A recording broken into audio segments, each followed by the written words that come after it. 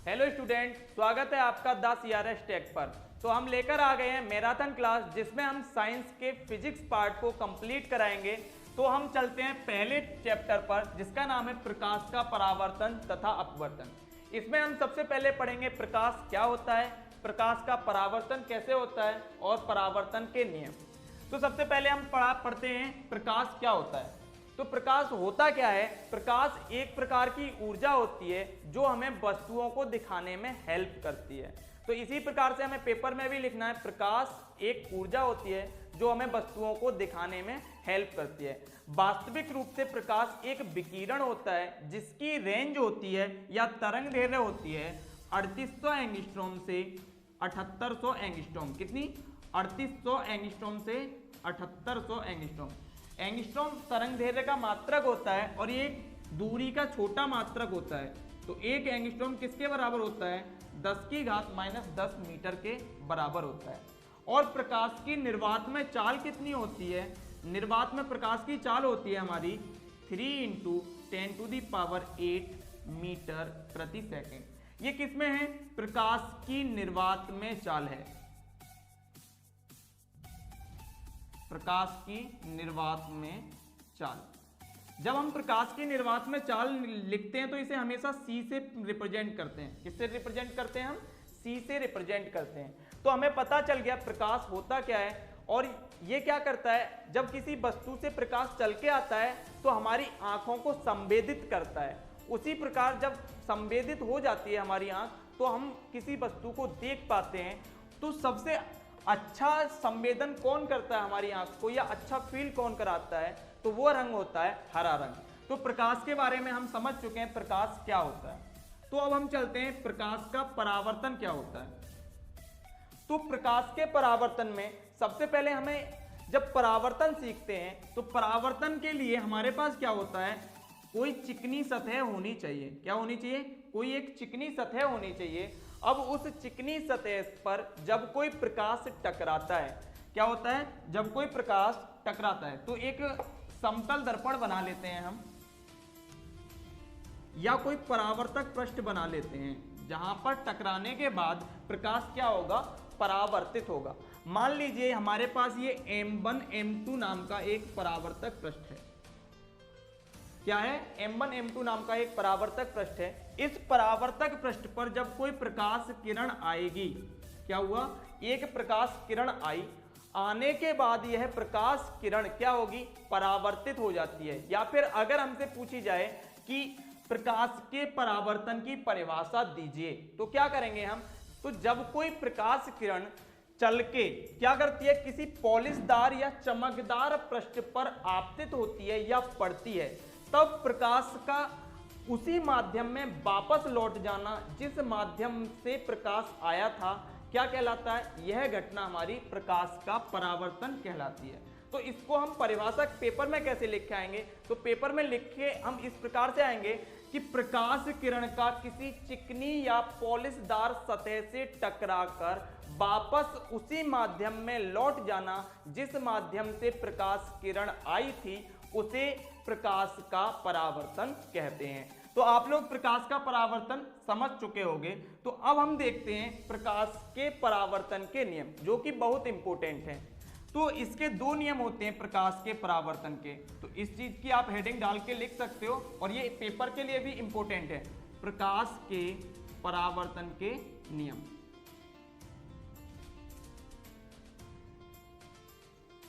तो प्रकाश के परावर्तन के दो नियम होते हैं। पहला नियम क्या कहता है? पहला नियम कहता है आपतित किरण, परावर्तित किरण तथा अविलंब तीनों एक ही तल में स्थित होते हैं। या आपको किताबों में देखने को मिलेगा आपतित किरण, परावर्तित किरण तथा आपतन बिंदु पर अविलंब तीनों एक ही तल में होते हैं। तो ये आपतन बिंदु क्या है, इसके बारे में अभी हम बताते हैं। जैसे मान लीजिए हमारे पास ये परावर्तक पृष्ठ है, इसके ऊपर कोई प्रकाश किरण आई, तो जो प्रकाश किरण आती है इसको क्या कहते हैं हम? आपतित किरण कहते हैं। और ये परावर्तक पृष्ठ के जिस बिंदु पर टकराती है उस बिंदु को कहते हैं हम आपतन बिंदु। मान लीजिए ये कोई किरण थी A, ये O बिंदु पर आकर टकरा गई। कौन से बिंदु पर आकर टकरा गई? O बिंदु पर आकर टकरा गई, तो ये O बिंदु कहलाएगा आपतन बिंदु, और ये जो AO किरण है ये कहलाएगी आपतित किरण। जब प्रकाश किरण आके टकरा गई तो ये टकराने के पश्चात क्या होगी? परावर्तित हो जाएगी, और परावर्तित होने के बाद ये आगे चली गई और हमने इसको नाम दे दिया B। तो हमारे पास AO किरण आई, इसका क्या नाम था? आपतित किरण। OB किरण गई, इसका क्या नाम है? परावर्तित किरण नाम है। तो देखिए यहां पर हमारे पास आपतित किरण कौन सी वाली है? ये आपतित किरण है। ये क्या है? आपतित किरण। ये क्या है आपकी? ये परावर्तित किरण है। और ये क्या है? आपतन बिंदु है। ये O क्या है? आपतन बिंदु। तो ये आपतन बिंदु हो गया। तो हमने पहला नियम क्या बताया? आपतित किरण, परावर्तित किरण तथा आपतन बिंदु पर अविलंब। तो आप लोगों ने कभी सोचा होगा कि अविलंब और लंब क्या होता है? तो अविलंब क्या होता है? किसी बिंदु पर डाले गए लंब को ही हम अविलंब कहते हैं। और लंब क्या होता है? एक रेखा के ऊपर खींची गई कोई ऐसी रेखा जो 90 अंश का कोण बनाती है, वो लंब कहलाती है। और किसी बिंदु से डाला गया लंब अविलंब कहलाता है। तो ये आप आगे की क्लासों के लिए याद रखना इस चीज को। तो मान लीजिए हमने एक अविलंब डाल दिया इसके ऊपर, तो ये नाम दे दिया हमने इसको ON। तो अब देखिए यहां पर हमारे पास क्या है? आपतित किरण है, आपतन बिंदु है, परावर्तित किरण है, और ये जो ON है ये क्या है? अविलंब है। क्या है ये? अविलंब है। और तीनों देखिए किधर हैं? तीनों एक ही तल में हैं। किस तल में है? अगर मैं आपको तल भी बना के दिखाता हूं तो ये तल ये है। देखिए जैसे ये बोर्ड है मान लीजिए, तो यहां पर किरण क्या हो रही है? माना हमने ऐसे किरण आई, ये ब्लू वाली किरण हमने बता दी कौन सी? आपतित किरण है। और ऐसे करके ये जो आपको दिख रहा होगा ब्लैक मार्कर, ये ऊपर की तरफ जा रहा है। तो एक किरण हमने दिखा दी ये नीचे की तरफ मुंह करके, ये हो गई हमारी आपतित किरण, और ये हो गई हमारी ऊपर की तरफ जाने वाली परावर्तित किरण। अगर मैं अपने हाथ को परावर्तक पृष्ठ मान लूं तो ये आपतित किरण, परावर्तित किरण तीनों एक ही पृष्ठ में है या नहीं? ऊपर की तरफ। तो ये होता है हमारा पहला नियम। यही नियम तुम्हारे अपवर्तन का भी पहला नियम होता है, तो वहां एक्सप्लेन नहीं किया जाएगा, आपको सिर्फ बताया जाएगा। दूसरा नियम क्या होता है? दूसरा नियम कहता है आपतित किरण और अविलंब के बीच बनने वाला कोण, जिसे हम आपतन कोण कहते हैं। क्या कहते हैं? आपतन कोण। और परावर्तित किरण और अविलंब के बीच बनने वाला कोण, जिसे हम क्या कहते हैं? परावर्तित कोण कहते हैं। ये दोनों आपस में सदैव कैसे होते हैं? बराबर होते हैं। कब? जब हमारे पास क्या हो? ये हमेशा बराबर नहीं होते। ये बराबर तब होते हैं जब हमारा परावर्तन किसी समतल सतह या पूर्ण परावर्तन हो रहा हो। ऐसा नहीं होगा कि कभी विस्तृत परावर्तन, ये कॉन्सेप्ट हम सिखा चुके हैं और ये पेपर के लिए इंपॉर्टेंट नहीं है। तो आपको यही याद रखना है कि I किसके बराबर होता है? कोण I बराबर होता है कोण R के। विस्तृत परावर्तन के केस में ये कोण I और कोण R बराबर नहीं होते हैं, ये आप याद रख लेना, विकल्प बन सकता है। तो अब हम चलते हैं प्रतिबिंब के ऊपर। तो प्रतिबिंब क्या होता है और प्रतिबिंब कितने प्रकार के होते हैं, ये परिभाषा आपको पूछी जा सकती है। तो आपको हमने क्या पढ़ा है? प्रकाश क्या होता है? प्रकाश के परावर्तन के नियम। ये वाला फिगर जरूर बना के आना, अगर आपसे पूछा जाए प्रकाश के परावर्तन के नियम लिखिए। अगर ये फिगर बना के आओगे तो पूरे नंबर मिलेंगे, इस चीज का ध्यान रखना, ठीक है। तो सबसे पहले अब हम देखते हैं प्रतिबिंब क्या होता है। तो प्रतिबिंब की परिभाषा चाहे हम लेंस के लिए बताई जाए चाहे दर्पण के लिए, सिर्फ उसमें थोड़ा सा अंतर किया जाएगा, वो अंतर आपको मैं अभी बता दूंगा। तो प्रतिबिंब क्या होता है? जब कोई प्रकाश किरण जब कोई दो प्रकाश किरण चलती हैं और परावर्तन के पश्चात किसी दूसरे बिंदु पर जाकर मिलती हैं। मान लीजिए हमारे पास कोई एक दर्पण है, समतल दर्पण का ही केस ले लेते हैं और यहीं से मैं 2-3 परिभाषाएं आपको बताऊंगा। मान लीजिए हमारे पास एक समतल दर्पण है और एक वस्तु रखी हुई है। क्या है? कोई बिंदु वस्तु O रखी हुई है। क्या रखी हुई है? बिंदु वस्तु O रखी हुई है। जब इससे हमारे पास दो प्रकाश किरणें निकली, मान लीजिए ऐसे निकली, तो प्रतिबिंब का एक नियम होता है समतल दर्पण में, जितनी दूर वस्तु रखी होती है प्रतिबिंब उतनी ही दूर अंदर बनता है। तो मान लीजिए इतनी दूरी पर है तो इधर भी हम प्रतिबिंब जो बनेगा आई बनेगा। ये एक ट्रिक के रूप में समझ सकते हो। तो प्रतिबिंब कहाँ बनेगा, इधर ही बनने वाला है, लेकिन दर्पण के अंदर तो हमारे पास सॉलिड लाइन जा ही नहीं सकती, क्योंकि आभासी प्रतिबिंब को हम सॉलिड लाइन से प्रदर्शित नहीं करते। तो क्या करेंगे, यहां से मान लीजिए हमारे पास दो किरणें निकली, एक निकली मान लीजिए हमने इसका नाम दे दिया OA और आगे की तरफ चली गई है। ये आगे की तरफ क्यों गई है, क्योंकि जब भी हमारे पास कोई समतल दर्पण हो या कोई इस प्रकार का दर्पण हो कि उससे बनने वाला अविलंब, या फिर आपको बोला जाए कि कोण आई किसके बराबर हो, 90 डिग्री के बराबर हो। किसके बराबर हो, कोण आई 90 डिग्री के बराबर हो, तो कोण आर भी किसके बराबर होगा, 90 डिग्री के बराबर होगा, क्योंकि अभी हमने परावर्तन का नियम पढ़ा था। तो इस चीज को याद भी रखना है, बहुत इंपॉर्टेंट है कि हमारे पास जो, जैसे हम अपने आप को शीशे में देखते हैं तो हमारा सर शीशे के ऊपर होता है तो वहीं की वहीं दिखाई देता है, ऐसा नहीं लगता कि नीचे दिख रहा है। वो ऐसा क्यों होता है कि हमारे से जो प्रकाश का परावर्तन होता है वो सीधा 90 डिग्री पर टकरा रहा होता है। तो 90 डिग्री पर जब प्रकाश टकराता है तो वो परावर्तन होता जरूर है। तो परावर्तन कैसे होता है, वो परावर्तन होने के टाइम पर ऐसे ही वापस आ जाती है किरण, जैसी जाती है वैसी ही वापस आ जाती है। तो इधर वापस आने पर तो प्रतिबिंब बनता नहीं, प्रतिबिंब कहाँ बनेगा, अंदर बनेगा। तो इस चीज को हम क्या करते हैं, हम सोचते हैं कि ये अंदर जा रही है प्रकाश किरण। तो यहां पर हमारे पास क्या हुआ, इसका क्या होगा, देखिए इधर से जब प्रकाश किरण गई तो ये वास्तविक रूप से कैसे जा रही होगी, मैं आपको दिखाता हूं कैसे जाएगी। पहले हम क्या करते हैं, एक ट्रिक के द्वारा पहले प्रतिबिंब बना लेते हैं, क्योंकि हमें पता है प्रतिबिंब कहाँ बनने वाला है, आई पर ही बनने वाला है। तो ये हुआ क्या है, यहां पर अगर मैं आपको बोलूं अविलंब खींचा है मैंने, क्या खींच दिया, अविलंब खींच दिया, तो वास्तविक रूप से ये हो क्या रहा है, ऐसे हो रहा है, दिख रहा है आपको कि यहां से किरण आई, मान लो OA नीचे बना रखा है, तो मान लीजिए हमने किरण आई OB, ये OB किरण या कोई किरण बिंदु वस्तु O से एक किरण चली और दर्पण के बिंदु ऊपर टकराई, टकराने के बाद उसका परावर्तन हुआ और वो ऊपर की तरफ चली गई। तो इधर जाके तो ये मिलने वाली नहीं है। तो यहाँ पर जो मैंने ये अविलंब बनाया है डॉटेड लाइन से जो अविलंब बनाया है, इसके बीच बनने वाला कोण I और इसके बीच बनने वाला कोण R आपस में बराबर है। इसीलिए मैंने ये क्या किया, ये बाहर दूर जाने वाली और ये भी दूर जा रही है, तो ये आगे चल के तो कहीं नहीं मिलने वाली, इसलिए क्या किया मैंने, दोनों किरणों को पीछे बढ़ाया और पीछे बढ़ाने पर क्या हुआ, ये बिंदु I पर टकरा गई। क्या हुआ, बिंदु I पर टकरा गई और यहीं पर क्या बन गया, हमारा प्रतिबिंब बन गया। तो इसी प्रकार यहाँ पर जो अविलंब खींचा जा रहा है वो कितने अंश का कोण बना रहा है, दर्पण से तो 90 अंश का कोण जरूर बन रहा है, लेकिन अविलंब से कितने अंश का कोण बन रहा है, इस केस में 0 अंश का कोण बन रहा है। अगर हमारे पास कभी अविलंब से भी 90 डिग्री का कोण बनता है, तब भी हमारी प्रतिबिंब जो बनती है, वो जो प्रकाश किरण जाती है वो सीधी वापस चली जाती है। तो यहाँ ये गलती से 90 लिख दिया था, ये कितना होगा, 0 होगा, क्योंकि कोण I और कोण R हम अविलंब से लेते हैं, तो ये कितना हो जाएगा, 0 डिग्री हो जाएगा।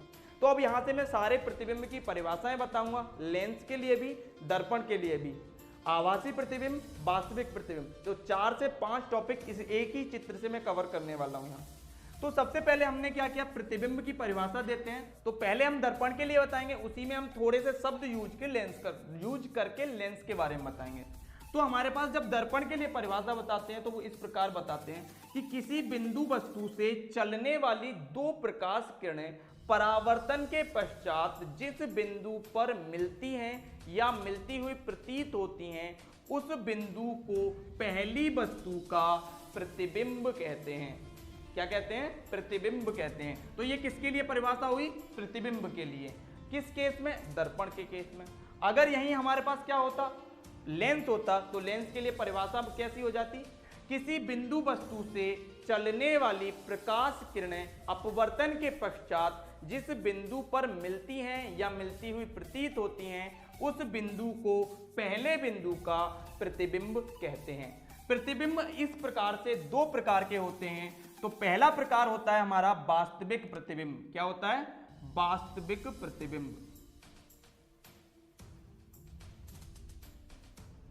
तो इसकी परिभाषा के लिए आप क्या करोगे, मैंने यहां पर 2 शब्द यूज किए थे, वास्तविक रूप से मिलती हैं प्रकाश किरणें या मिलती हुई प्रतीत होती हैं। जब प्रकाश किरणें अपवर्तन या परावर्तन के पश्चात वास्तविक रूप से मिलती हैं तो वहां पर बना प्रतिबिंब वास्तविक प्रतिबिंब कहलाता है। कौन सा प्रतिबिंब कहलाता है, वास्तविक प्रतिबिंब। जब प्रकाश किरणें वास्तविक रूप से मिलती हैं।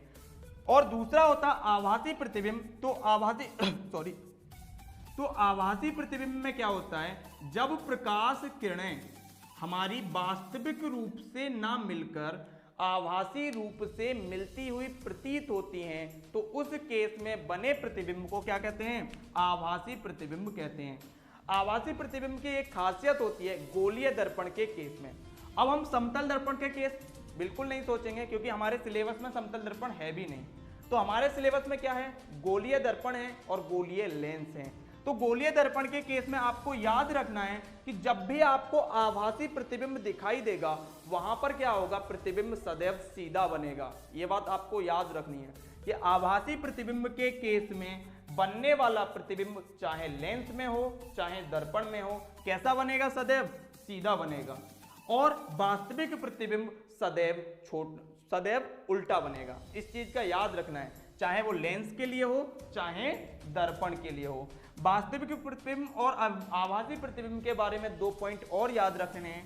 वास्तविक प्रतिबिंब को हम पर्दे पर ले सकते हैं, यानी कि प्रोजेक्टर आप लोगों ने देखा होगा, फिल्में देखने जाते होंगे, वहां पर क्या होता है, जो प्रतिबिंब दिखाई देता है या फिल्म दिखाई देती है, वो किसके द्वारा दिखाई देती है, वो वास्तविक प्रतिबिंब बन रहे होते हैं।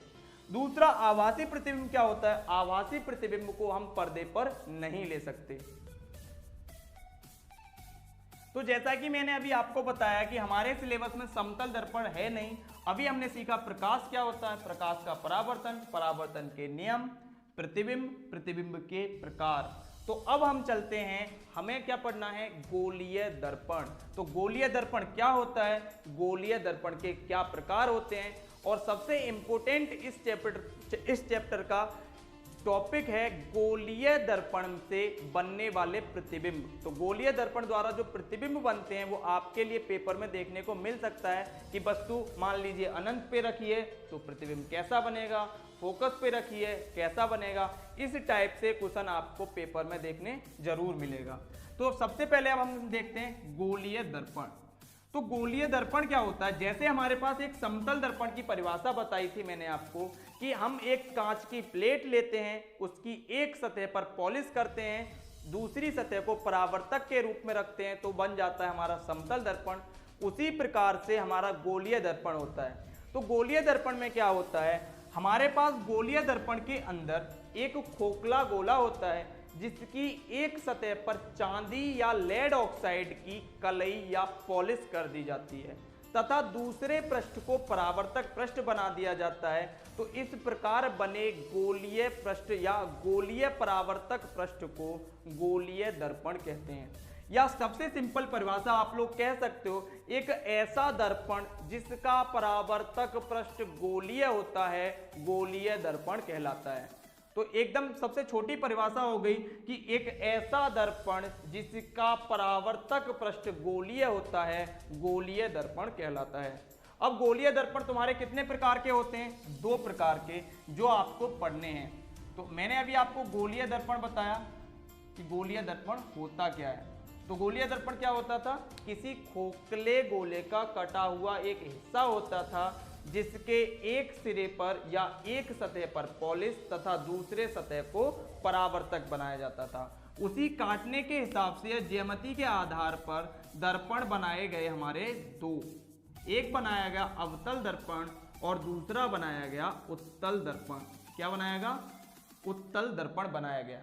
तो जो तुम्हारा अवतल दर्पण होता है, अवतल दर्पण के लिए जो पॉलिश की जाती है वो उभरे हुए भाग पर की जाती है, उभरे हुए भाग पर पॉलिश।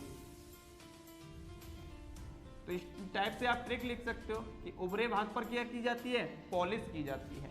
और तुम्हारा जो उत्तल दर्पण होता है, इसके दबे हुए भाग पर पॉलिश की जाती है। क्या की जाती है, दबे भाग पर पॉलिश की जाती है।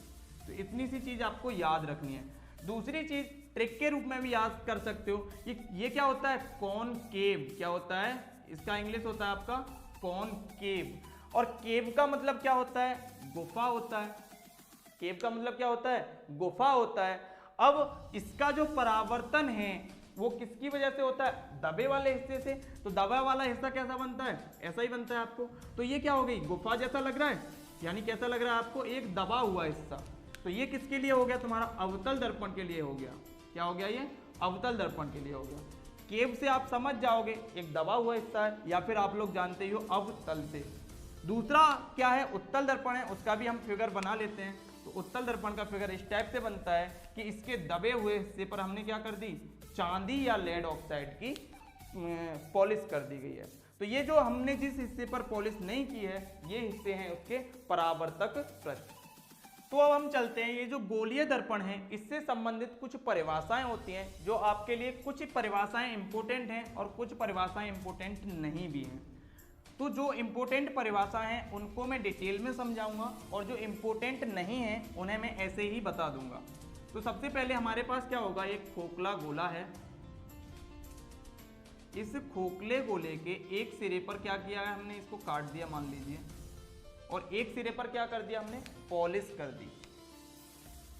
तो जब मैंने इस सिरे पर पॉलिश की है तो आपको देखकर समझ आ रहा होगा कि ये कौन सा दर्पण बन गया हमारा, ये बन गया हमारा अवतल दर्पण।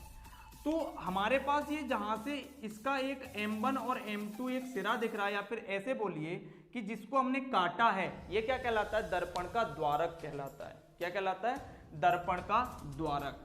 तो सबसे पहले हम देखते हैं इसका वक्रता केंद्र क्या होता है। सारी परिभाषाएं एक एक करके देखेंगे। तो सबसे पहले हम देखते हैं वक्रता केंद्र। ये इंपॉर्टेंट परिभाषा है, तो इसके बारे में थोड़ा सा डिटेल में बताएंगे। वक्रता केंद्र क्या होता है, तो वक्रता केंद्र क्या होता है, हमारे पास जो खोखला गोला था जिसका हमने दर्पण बनाया था, उस गोले का एक केंद्र है।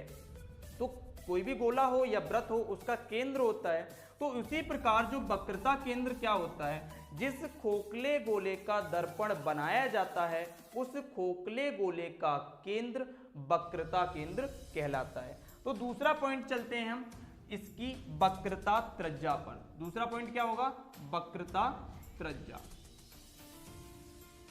तो वक्रता त्रिज्या को हम कैपिटल R से प्रदर्शित करते हैं। ये मैंने क्यों लिखा, क्योंकि ये एक इंपॉर्टेंट पॉइंट है। यहां से एक चीज निकल के आती है, वक्रता त्रिज्या और फोकस दूरी में क्या संबंध होता है, इसलिए ये भी समझना हमें जरूरी है।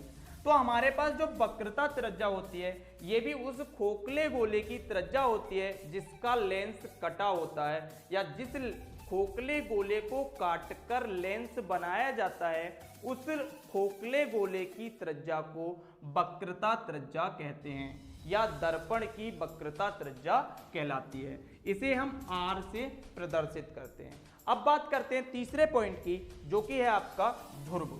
क्या है, ध्रुव। तीसरा पॉइंट है आपका ध्रुव। इसे हम कैपिटल P से प्रदर्शित करते हैं। और सारी चीजें लेंस में या दर्पण में, वास्तविक रूप से लेंस में ध्रुव नहीं होता, वहां क्या होता है, प्रकाशिक बिंदु होता है। तो हमारे पास जो दर्पण में ध्रुव होता है, यही आपकी चिन्ह परिपाटी को प्रदर्शित करता है, या इसी की वजह से हम चिन्ह परिपाटी समझ पाते हैं। या बोलें तो हम ध्रुव को मूल बिंदु से रिप्रेजेंट भी कर सकते हैं। तो हमारे पास जो परावर्तक तल है, इसका जो मध्य बिंदु होता है, उसे क्या कहते हैं हम, उसे कहते हैं हम दर्पण का ध्रुव। क्या कहते हैं, दर्पण का ध्रुव कहते हैं। तो हमारे पास ये जो M1 M2 एक दर्पण था, या एक दर्पण का द्वारक था, इसका एक परावर्तक पृष्ठ था जो दबा हुआ है, इसका एक मध्य बिंदु है P, जिसे हम क्या कहते हैं, दर्पण का ध्रुव कहते हैं। अब हमारे पास दर्पण का ध्रुव है, वक्रता केंद्र है। अब वक्रता केंद्र और ध्रुव को मिलाते हुए एक रेखा खींचेंगे, उसको हम नाम देंगे मुख्य अक्ष। तो इसका अगली परिभाषा क्या है, मुख्य अक्ष। चौथी परिभाषा ही क्या होती है इसकी, मुख्य अक्ष। ये सारी की सारी परिभाषाएं आपको आगे लेंस में भी देखने को मिलेंगी। तो वहां सिर्फ इतना अंतर करना है, जहां हम परावर्तन का इस्तेमाल कर रहे हैं वहां अपवर्तन का इस्तेमाल करेंगे, यहां हम दर्पण का इस्तेमाल कर रहे हैं वहां हम लेंस का इस्तेमाल करेंगे। ज्यादा अंतर नहीं करना है। तो हमें इससे क्या समझ में आता है, बार बार पढ़ना नहीं पड़ेगा। सिर्फ दो चीजों में अंतर होता है जो हमें अलग से पढ़नी पड़ेगी, दर्पण की फोकस दूरी और लेंस की फोकस दूरी। बाकी चीजें हमें यही पढ़नी है। लेंस में हमें क्यों पढ़ना होता है, क्योंकि लेंस में हमारे पास दो फोकस दूरियां हो जाती हैं, इस वजह से हमें अलग अलग पढ़ना होता है। तो अब बात करते हैं मुख्य अक्ष की। तो मुख्य अक्ष क्या होता है? जब हम किसी दर्पण के या गोलीय दर्पण के वक्रता केंद्र और ध्रुव को मिलाती हुई कोई रेखा खींचते हैं, तो ये रेखा क्या कहलाती है हमारी? ये रेखा कहलाती है मुख्य अक्ष। क्या कहलाती है? मुख्य अक्ष कहलाती है। इसकी अगली परिभाषा है दर्पण का द्वारक। तो मैंने बताया आपको, जितना भाग किसी दर्पण का परावर्तन कर सकता है वो मैक्सिमम भाग क्या कहलाता है? दर्पण का द्वारक कहलाता है। तो यहां पर हमारे पास दर्पण कहां से कहां तक है? इस वाले पॉइंट से इस वाले पॉइंट के अंदर तक पूरा दर्पण है। तो ये जो कर्वेचर भाग है यही क्या कहलाएगा? दर्पण का द्वारक कहलाएगा। तो हमारे पास पांचवी परिभाषा क्या हो गई? दर्पण का द्वारक। तो जैसा मैं आपको बता रहा हूं उसी प्रकार से आप लोग लिख के आ सकते हो कि दर्पण का द्वारक क्या होता है। तो आप लोग लिख सकते हो कि जो परावर्तक पृष्ठ का मैक्सिमम भाग होता है या अधिकतम हिस्सा होता है जिससे किसी प्रकाश का परावर्तन किया जा सकता है, उसे क्या कहते हैं? हम दर्पण का द्वारक कहते हैं। अगली डेफिनेशन है और मोस्ट इंपोर्टेंट डेफिनेशन है मुख्य फोकस। क्या है? मुख्य फोकस। तो हमारे पास जब भी हम परिभाषा देते हैं मुख्य फोकस की, तो कुछ किताबें कुछ डिफरेंट ढंग से देती हैं और कुछ किताबें कुछ अलग ढंग से देती हैं। तो सारी चीजें बताएंगे क्योंकि यही हमारे पास दो परिभाषाएं थी जो हमें इसमें से याद रखनी है। बाकी परिभाषाएं याद करने की जरूरत नहीं है। एक दो परिभाषाएं ये हैं आपकी, वक्रता केंद्र और वक्रता त्रिज्या। एक है मुख्य फोकस और फोकस दूरी। तो चार परिभाषाएं हुई, ये हमें याद करने की आवश्यकता नहीं है। मुख्य अक्ष क्या होता है, द्वारक क्या होता है, ध्रुव क्या होता है, ये आप लोग एक बार पढ़ोगे या चित्र को देख भी लोगे एक बार, उसी से लिख सकते हो। ठीक है। तो मुख्य फोकस क्या होता है? पहली परिभाषा आप लोग ऐसे दे सकते हो कि हमारे पास जो कोई दर्पण है उस दर्पण के ऊपर जब प्रकाश अनंत से आता है, कैसा? अनंत से आता है, और परावर्तन के पश्चात प्रकाश जिस बिंदु पर मिलता है या मिलता हुआ प्रतीत होता है उस बिंदु को दर्पण का मुख्य फोकस कहते हैं। तो मान लीजिए हमारे पास, अब यहां पर मैं क्या करता हूं, दोनों दर्पण के बारे में बता देता हूं जिससे दो चीजें और क्लियर हो जाएंगी जिसे मैं आगे नहीं बताऊंगा। जैसे मान लीजिए हमारे पास क्या है, एक अवतल दर्पण है। कैसा दर्पण है? अवतल दर्पण है। अब हमारे पास अवतल दर्पण तो है, मैंने अभी क्या किया, गोलीय दर्पण आप लोगों को दिखाया, उसी का मैंने ये छोटा सा हिस्सा दिखा दिया। तो ये वाला हिस्सा क्या कहलाएगा? ये वाला पॉइंट P कहलाएगा। ये M1 M2 क्या कहलाएगा भाई? द्वारक कहलाएगा। ये जो लाइन खींची है ये क्या है? मेरी मुख्य अक्ष है। क्या है? मुख्य अक्ष। जब हमारे पास मुख्य अक्ष के समांतर प्रकाश किरणें चलती हैं, क्या होता है? मुख्य अक्ष के समांतर जब प्रकाश किरणें चलती हैं तो ये परावर्तन के पश्चात मुख्य फोकस पर टकराती हैं, या बोल सकते हैं कि मुख्य अक्ष के समांतर चलने वाली प्रकाश किरणें परावर्तन के पश्चात मुख्य फोकस पर मिलती हैं या मिलती हुई प्रतीत होती हैं। तो हमारे पास क्या हुआ, एक किरण ली हमने और वो कहाँ जाके मिल गई? मुख्य फोकस पर मिल गई। तो एक किरण मैं नीचे से दिखा देता हूं आपको, ऐसे करके गई और आगे मिल गई। तो हमारे पास क्या हुआ, दो किरणें हैं और ये कहाँ मिल रही हैं? एक बिंदु पर जाके मिल रही हैं। मुख्य अक्ष के इसी बिंदु को क्या कहते हैं हम? इसी बिंदु को कहते हैं हम मुख्य फोकस। प्रैक्टिकल तौर पर जब इसको देखा गया तो ये जो दूरी थी मुख्य अक्ष से ध्रुव तक की, ये दूरी वक्रता केंद्र और ध्रुव की दूरी की आधी निकली। तो इसीलिए मुख्य फोकस और ध्रुव के बीच की दूरी को क्या कहा गया? फोकस दूरी कहा गया। और यहीं से एक संबंध निकला वक्रता त्रिज्या और फोकस दूरी का। तो हम परिभाषा कैसे देंगे? परिभाषा इस प्रकार दिया जाएगा हमारा मुख्य फोकस का, किसी दर्पण पर अनंत से आने वाली प्रकाश किरणें परावर्तन के पश्चात जब किसी बिंदु पर मिलती हैं या मिलती हुई प्रतीत होती हैं तो उस बिंदु को मुख्य फोकस कहते हैं। ये अवतल दर्पण के केस में मिल जाती हैं, लेकिन उत्तल दर्पण के केस में ये मिलती नहीं हैं। तो उत्तल दर्पण के केस में क्या होता है, ये मैं इसको चित्र के आधार पर बनाता हूं आपको। मान लीजिए ये दो प्रकाश किरणें आई, दो प्रकाश किरणें आई, इसका फोकस किधर होगा? इसका फोकस इधर हो सकता है, तो यह क्या कर रही हैं, ये प्रकाश किरणें मिल नहीं रही, मिलती हुई प्रतीत हो रही हैं। क्या हो रहा है, मिल नहीं रही हैं प्रकाश किरणें, क्या हो रहा है, मिलती हुई प्रतीत हो रही हैं। क्योंकि मैंने डॉटेड लाइन से दिखाया है, ये क्या बता रहा है, ये प्रकाश किरणें मिल नहीं रही हैं, मिलती हुई प्रतीत हो रही हैं। यहां से हमें दो चीज और याद आती है या समझ आती है, ये हमारे अवतल दर्पण और उत्तल दर्पण की प्रकृति भी बताती हैं। अवतल दर्पण की प्रकृति कैसी होती है, प्रकाश को इकट्ठा करने की प्रकृति होती है। कैसी, प्रकाश को इकट्ठा करने की प्रकृति, इसको बोलते हैं हम अभिसारी प्रकृति या अभिसरित करना।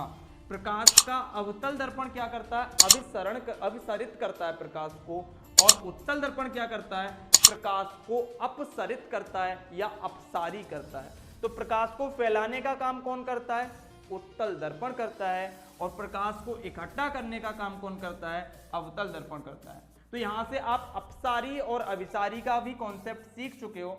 तो अब आगे बात करते हैं, मुख्य फोकस मैंने आपको बता दिया। अब बात करते हैं इसकी 7वीं परिभाषा, फोकस दूरी। तो फोकस दूरी को हम किससे प्रदर्शित करते हैं, स्मॉल f से प्रदर्शित करते हैं फोकस दूरी को, और जो मुख्य फोकस था इसको हम कैपिटल F से प्रदर्शित करते थे। तो फोकस दूरी किससे, स्मॉल f से प्रदर्शित करते हैं। तो मुख्य फोकस और ध्रुव के बीच की दूरी को, मुख्य फोकस और ध्रुव के बीच की दूरी को क्या कहते हैं, हम फोकस दूरी कहते हैं। तो इसकी परिभाषा एकदम सिंपल है, ये रहा हमारा क्या, फोकस, मुख्य फोकस, यहां से ध्रुव तक की दूरी क्या कहलाएगी, F से P तक की दूरी क्या कहलाएगी हमारी, ये कहलाएगी फोकस दूरी। यहां से P से F तक की दूरी क्या कहलाएगी, फोकस दूरी कहलाएगी। तो ये हुआ हमारा फोकस दूरी। अब बात करते हैं, अगली डेफिनेशन होती है इसकी फोकस तल। क्या होती है अगली डेफिनेशन, फोकस तल। तो हमारे पास जो फोकस तल है इसकी परिभाषा कैसे देते हैं, यदि हमारे पास जो फोकस बिंदु है, क्या है, फोकस बिंदु, इस फोकस बिंदु से मुख्य अक्ष के लंबवत खींचे गए तल को, जैसे मान लो इस वाले फिगर में साफ दिख रहा होगा आपको कि हमारे पास क्या था, मुख्य फोकस था, इसके ये किस पे टकरा रहा था, मुख्य अक्ष पे बन रहा था मुख्य फोकस। तो इस मुख्य अक्ष के सब लंबवत खींचे गए तल को, ये जो तल खींचा है ये क्या कहलाएगा, तुम्हारा फोकस तल कहलाएगा। तो आप लोग याद कैसे रखोगे, मुख्य अक्ष पर स्थित मुख्य फोकस से मुख्य अक्ष के लंबवत खींचे गए तल को फोकस तल कहते हैं। तो अब हम देखते हैं कि जो हमारे पास दर्पण थे, गोलीय दर्पण, उनसे प्रतिबिंब कैसे बनते हैं। तो प्रतिबिंब बनाने से पहले उसके कुछ नियम होते हैं, यानी किरण आरेखों को या किरण आरेखों से प्रतिबिंब बनाने के 3 नियम होते हैं। उन तीनों नियमों को हम वाई फिगर दिखाएंगे, थियोरेटिकल नहीं बताएंगे। तो प्रथम नियम क्या कहता है, प्रथम नियम कहता है कि जब प्रकाश की किरणें अनंत से चलती हैं, तो पहले नियम होता है कि जब प्रकाश किरणें अनंत से आती हैं तो वो एक दूसरे के समांतर होती हैं। पहले तो क्या होती हैं, एक दूसरे के समांतर। अनंत से चलने वाली प्रकाश किरणें कैसी होती हैं, एक दूसरे के समांतर होती हैं, और परावर्तन के पश्चात वह सदैव कैसी हो जाती हैं, मुख्य अक्ष से या मुख्य बिंदु से, सॉरी मैंने उल्टा बोल दिया वहां। तो हमारे पास जो प्रकाश की किरणें हैं जब अनंत से चलकर आती हैं तो परावर्तन के पश्चात वह सदैव मुख्य फोकस से होती हुई जाती हैं। परावर्तन के पश्चात कैसी जाती हैं, मुख्य फोकस से होकर जाती हैं। ये हमारा पहला नियम होता है। तो पहला नियम क्या कहता है, जब कोई आपतित किरण अनंत से आती है तो परावर्तन के पश्चात वह मुख्य फोकस से जाती है या जाती हुई प्रतीत होती है। तो इस केस में तो जा रही है।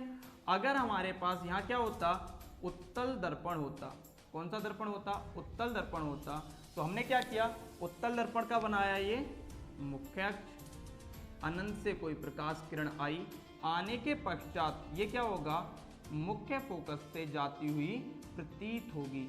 कैसी होगी, मुख्य फोकस से जाती हुई प्रतीत होती है।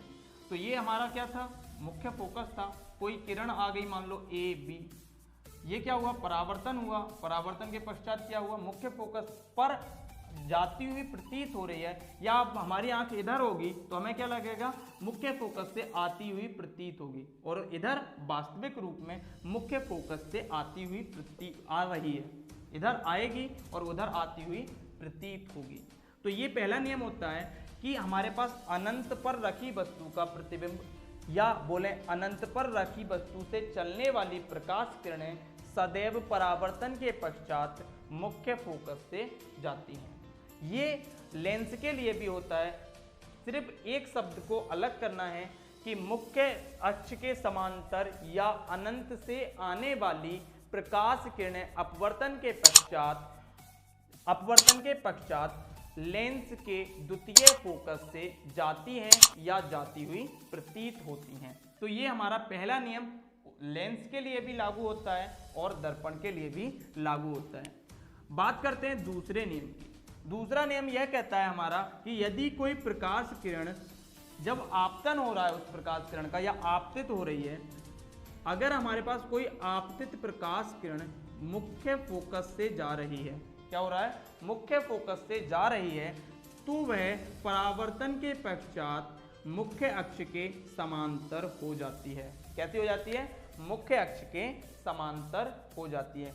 ये हमारा किसके लिए भी लागू है, ये हमारा लेंस के लिए भी लागू है कि अगर कोई आपतित किरण मुख्य फोकस से जा रही है तो परावर्तन या अपवर्तन के पश्चात वह मुख्य अक्ष के समांतर हो जाती है। बात करते हैं तीसरे नियम की। ये तीसरा नियम लेंस और दर्पण में भिन्न होता है। भिन्न किस हिसाब से होता है, मान लेते हैं हमारे पास ये क्या है, एक दर्पण है, और दर्पण कौन सा है, अवतल दर्पण है। ये क्या बना दिया हमने, उसका मुख्य अक्ष बना दिया। अब हमारे पास मुख्य अक्ष पर क्या क्या चीजें मौजूद होती हैं, एक तो ध्रुव होता है, एक मुख्य फोकस होता है, और एक क्या होता है, वक्रता केंद्र होता है। तो दर्पण के केस में क्या होता है कि अगर कोई प्रकाश किरण वक्रता केंद्र से होते हुए जाती है तो वो अपवर्तन के पश्चात उसी दिशा में वापस लौट जाती है। ये किसके लिए है, दर्पण के लिए है। अब बात करते हैं, इसी में हम इंक्लूड कर देते हैं लेंस का। लेंस का क्यों इंक्लूड कर रहे हैं, ताकि हमारा समय बच जाए और बार बार वो चीजें हमें देखने को ना मिले या दोबारा पढ़ने की जरूरत ना पड़े, क्योंकि बाकी के दोनों नियम तो सेम थे। तीसरा नियम लेंस के लिए कैसा हो जाता है, थोड़ा सा अलग हो जाता है, बस कि इसमें हमारे पास वक्रता केंद्र से नहीं, इसमें क्या होता है, इसमें होता है हमारा एक प्रकाशिक केंद्र। वो क्या होता है प्रकाशिक केंद्र, ये होता है हमारे लेंस के मिडिल पार्ट में। तो जब प्रकाश, इसको भी हम सी से ही प्रदर्शित करते हैं प्रकाशिक केंद्र को, जब हमारे पास कोई प्रकाश किरण लेंस पर इस प्रकार आपतित हो कि वह उसके प्रकाशिक केंद्र पर पड़े, तो वो अपवर्तन के पश्चात अपवर्तित हुए बिना या सीधी चली जाती है। क्या बोल सकते हैं, अपवर्तित हुए बिना सीधी निकल जाती है। तो इस प्रकार ये क्या हुआ हमारा, ये तीनों नियम हमें पता चल गए किसके, किसी भी लेंस या दर्पण द्वारा प्रतिबिंब बनाने के 3 नियम होते हैं। तो तीनों नियम हमने इस फिगर द्वारा एक्सप्लेन कर दिए हैं। चलिए चलते हैं हम आगे अगले टॉपिक पर। तो अगला टॉपिक है हमारा गोलीय दर्पणों द्वारा प्रतिबिंब का बनना। तो हमारे पास गोलीय दर्पण कितने प्रकार के हैं, 2 प्रकार के, एक है अवतल दर्पण और दूसरा क्या है, उत्तल दर्पण। तो सबसे पहले हम देखते हैं कि अवतल दर्पण द्वारा प्रतिबिंब कैसे बनता है, और अगर हमारे पास वस्तु कहाँ रखी हो तो प्रतिबिंब कैसा बनेगा, उसकी प्रकृति कैसी होगी, इस सब चीज़ों की बातें करते हैं। तो ये सारी चीज़ें हमें सबसे ज़्यादा इम्पोर्टेंट है। तो हम पहले हेडिंग डाल लेते हैं, अवतल द्वारा दर्पण द्वारा भिन्न भिन्न स्थितियों में अवतल दर्पण द्वारा भिन्न भिन्न स्थितियों में रखी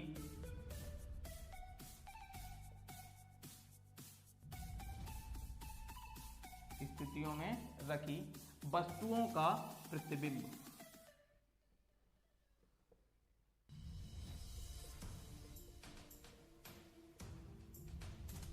ये एक मोस्ट इंपोर्टेंट टॉपिक है आपका हाई स्कूल के लिए।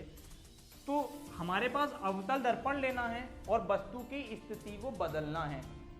तो जब वस्तु की स्थिति को हम बदलेंगे तो प्रतिबिंब कैसा बन रहा है, ये वाली चीजें हमें याद रखनी है। तो सबसे पहले हमने पहला नंबर लेते हैं। तो मान लीजिए हमारे पास कोई अवतल दर्पण है। अवतल दर्पण ऐसा ही होता है, आप लोगों को पता होगा। अब इसका क्या बनाएंगे हम, मुख्य अक्ष बनाएंगे। ये हमारा ध्रुव है, ये मुख्य फोकस हो गया, ये वक्रता केंद्र हो गया।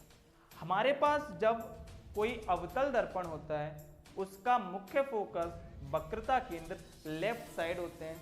एक और चीज याद रखनी है जो हम चिन्ह परिपाटी में बताएंगे कि जब कोई वस्तु का प्रतिबिंब बनाना हो या वस्तु रखनी हो, वो सदैव हम बाईं ओर रखते हैं। दर्पण की किधर रखते हैं, बाईं ओर रखते हैं।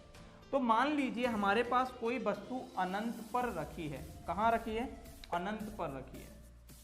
तो मैंने अभी आपको बताया था कि अनंत पर रखी वस्तु का प्रतिबिंब कैसे बनाते हैं, या अभी मैंने जस्ट पहले बताया था कि जब कोई वस्तु अनंत पर रखी हो तो उससे चलने वाली प्रकाश किरणें सदैव एक दूसरे के समांतर चलती हैं। तो मान लीजिए हमारे पास, ये मैं F और C थोड़ा सा साइड कर लेता हूँ। मुझे पता है ये वाली चीज आपको याद भी रखनी है कि अनंत पर रखी वस्तु का प्रतिबिंब कहाँ बनता है, फोकस पर बनता है। तो इस चीज का इस्तेमाल आप फिगर बनाने में करोगे। तो मान लीजिए हमारे पास कोई वस्तु AB है जो कि कहाँ रखी हुई है, जो रखी हुई है हमारी अनंत पर। तो अनंत पर रखी हुई इस वस्तु का प्रतिबिंब हमें पहले से पता कर लेना है कि कहाँ बनता है। तो इसका प्रतिबिंब बनता है आपका फोकस पर। तो एक काम करना, आप फोकस पर प्रतिबिंब पहले ही बना लेना जब पेपर में बनाना हो। तो ये वाली चीज याद रखना। और प्रतिबिंब कैसा बनता है, वास्तविक बनता है, उल्टा बनता है, वस्तु से छोटा बनता है। तो अब ये प्रतिबिंब बनाएंगे कैसे, इसके लिए हमें कोई भी प्रतिबिंब बनाना हो उसके लिए जो मैंने पहले 3 नियम लगाए थे या बताए हैं आपको, उनमें से 2 नियम लगाने आवश्यक होते हैं। तो मान लीजिए हमारे पास एक प्रकाश किरण क्या हुई, सीधी वक्रता केंद्र से होती हुई आई और वापस भी चली गई। दूसरी प्रकाश किरण अगर मैं बोलूं आप लोगों से कि इस प्रकार आई कि वो फोकस से तो होती हुई आ रही है और परावर्तन के पश्चात मुख्य अक्ष के समांतर हो गई, तो मेरे पास यहाँ पर क्या बन गया, एक प्रतिबिंब बन गया, जिसका नाम क्या दोगे। जैसे हमारे पास ये क्या था, ए बी था, तो इसका हेड किधर था, बी की तरफ था, तो हेड किधर होगा, बी की तरफ होगा। तो ये प्रतिबिंब कैसा हो गया, उल्टा हो गया। तो इसकी हमें क्या लिखनी है, कंडीशन लिखनी है कि प्रतिबिंब की प्रकृति कैसी है, प्रतिबिंब बन कहाँ रहा है। ठीक है, तो प्रतिबिंब बना कहाँ, तो प्रतिबिंब कहाँ बना, फोकस तल में बना या फोकस बिंदु पर बना। प्रतिबिंब कहाँ बना, तो एक चीज याद रखनी है, अनंत पर रखी वस्तु का प्रतिबिंब फोकस पर बनता है या फोकस तल में बनता है। दूसरी चीज इसकी प्रकृति पर बात करते हैं। तो हमारे पास जितनी बड़ी वस्तु होती है उससे प्रतिबिंब देखो कैसा बन रहा है, छोटा बन रहा है। हमारा जो दर्पण है उसके जिधर वस्तु रखी है उधर ही बन रहा है, तो कैसा है, वास्तविक है। दर्पण से बाहर बन रहा है तो प्रतिबिंब कैसा हो गया, वास्तविक है। 2 चीजें समझ आई, वस्तु से छोटा, वास्तविक।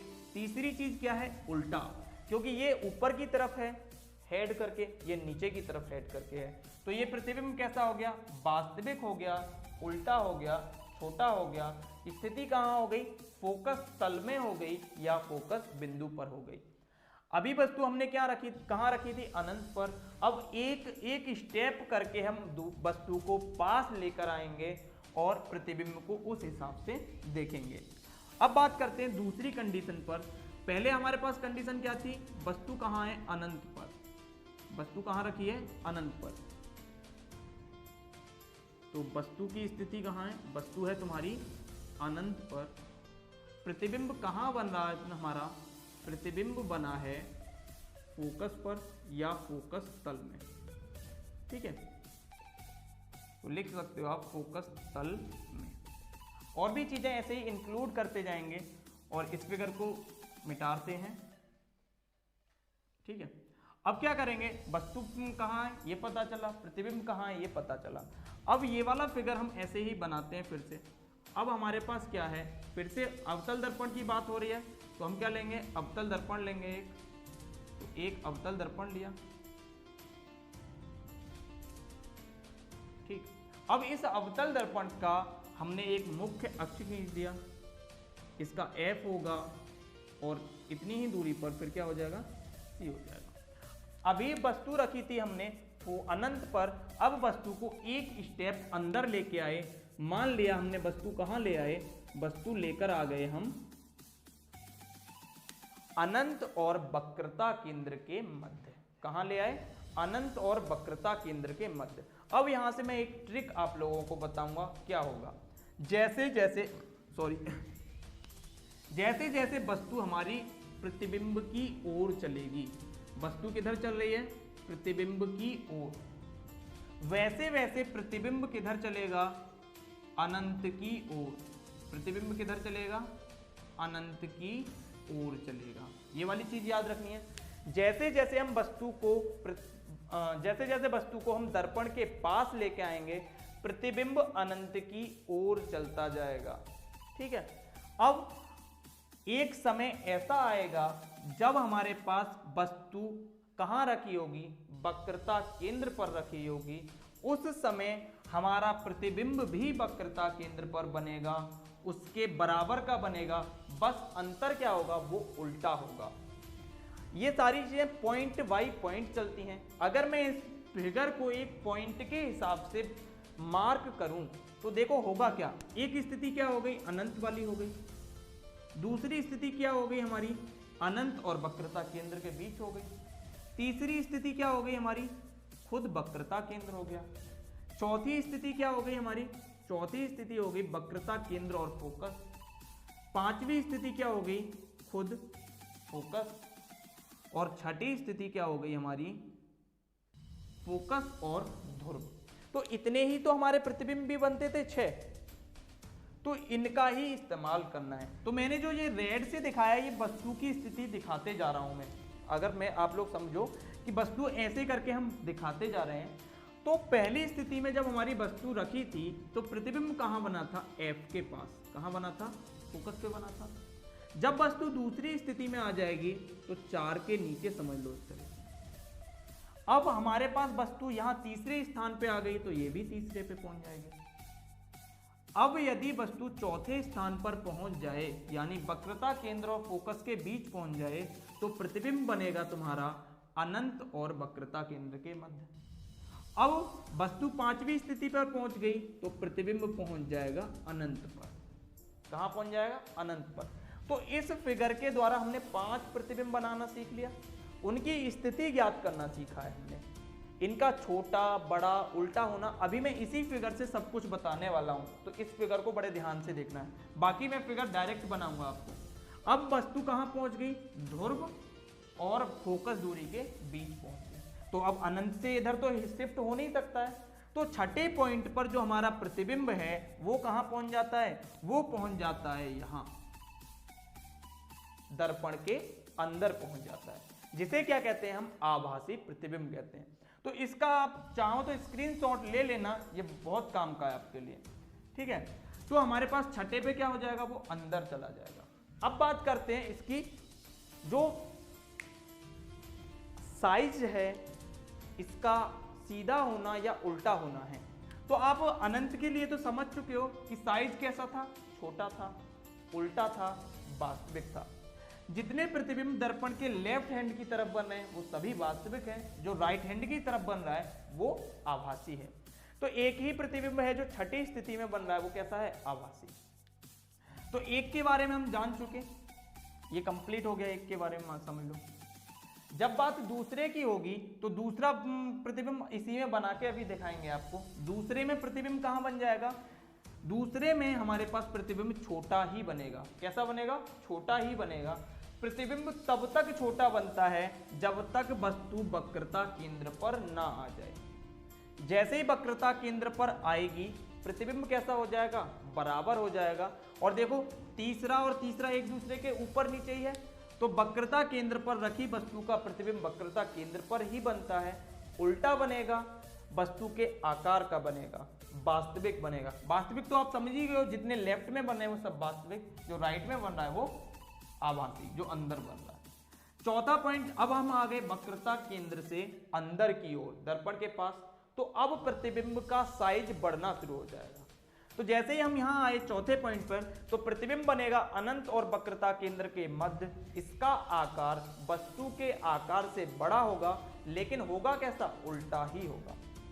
पांचवें पॉइंट पर आए तो हमारे पास वस्तु पहुंच गई फोकस पर, तो प्रतिबिंब पहुंच गया अनंत पर, तो अनंत पर प्रतिबिंब भी कैसा बनेगा, बड़ा बनेगा।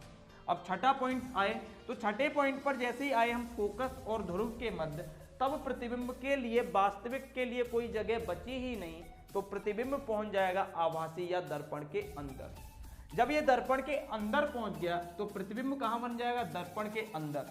अब आप लोग एक चीज समझ रहे हो कि जैसे जैसे हम वक्रता केंद्र से अंदर की ओर जा रहे थे तो प्रतिबिंब का साइज बढ़ता जा रहा था, तो यहां पर भी प्रतिबिंब का साइज कैसा हो जाएगा, बढ़ जाएगा। अब इन सभी कॉन्सेप्ट का यूज करके हम पूरे 6 फिगर एक ही बार में बनाएंगे और डायरेक्ट आपको बताएंगे। तो ये सब मैं मिटा देता हूं जो एक्स्ट्रा चीजें की है मैंने इसमें, जैसे ये 1 2 5 लिखा है, तो आपको पहले ही प्रतिबिंब बना लेना है ट्रिक के द्वारा, ताकि हमें लाइन खींचने में आसानी हो, किरण आरेख खींचने में आसानी हो। पहले वस्तु रख देनी है और उसका प्रतिबिंब बना लेना है।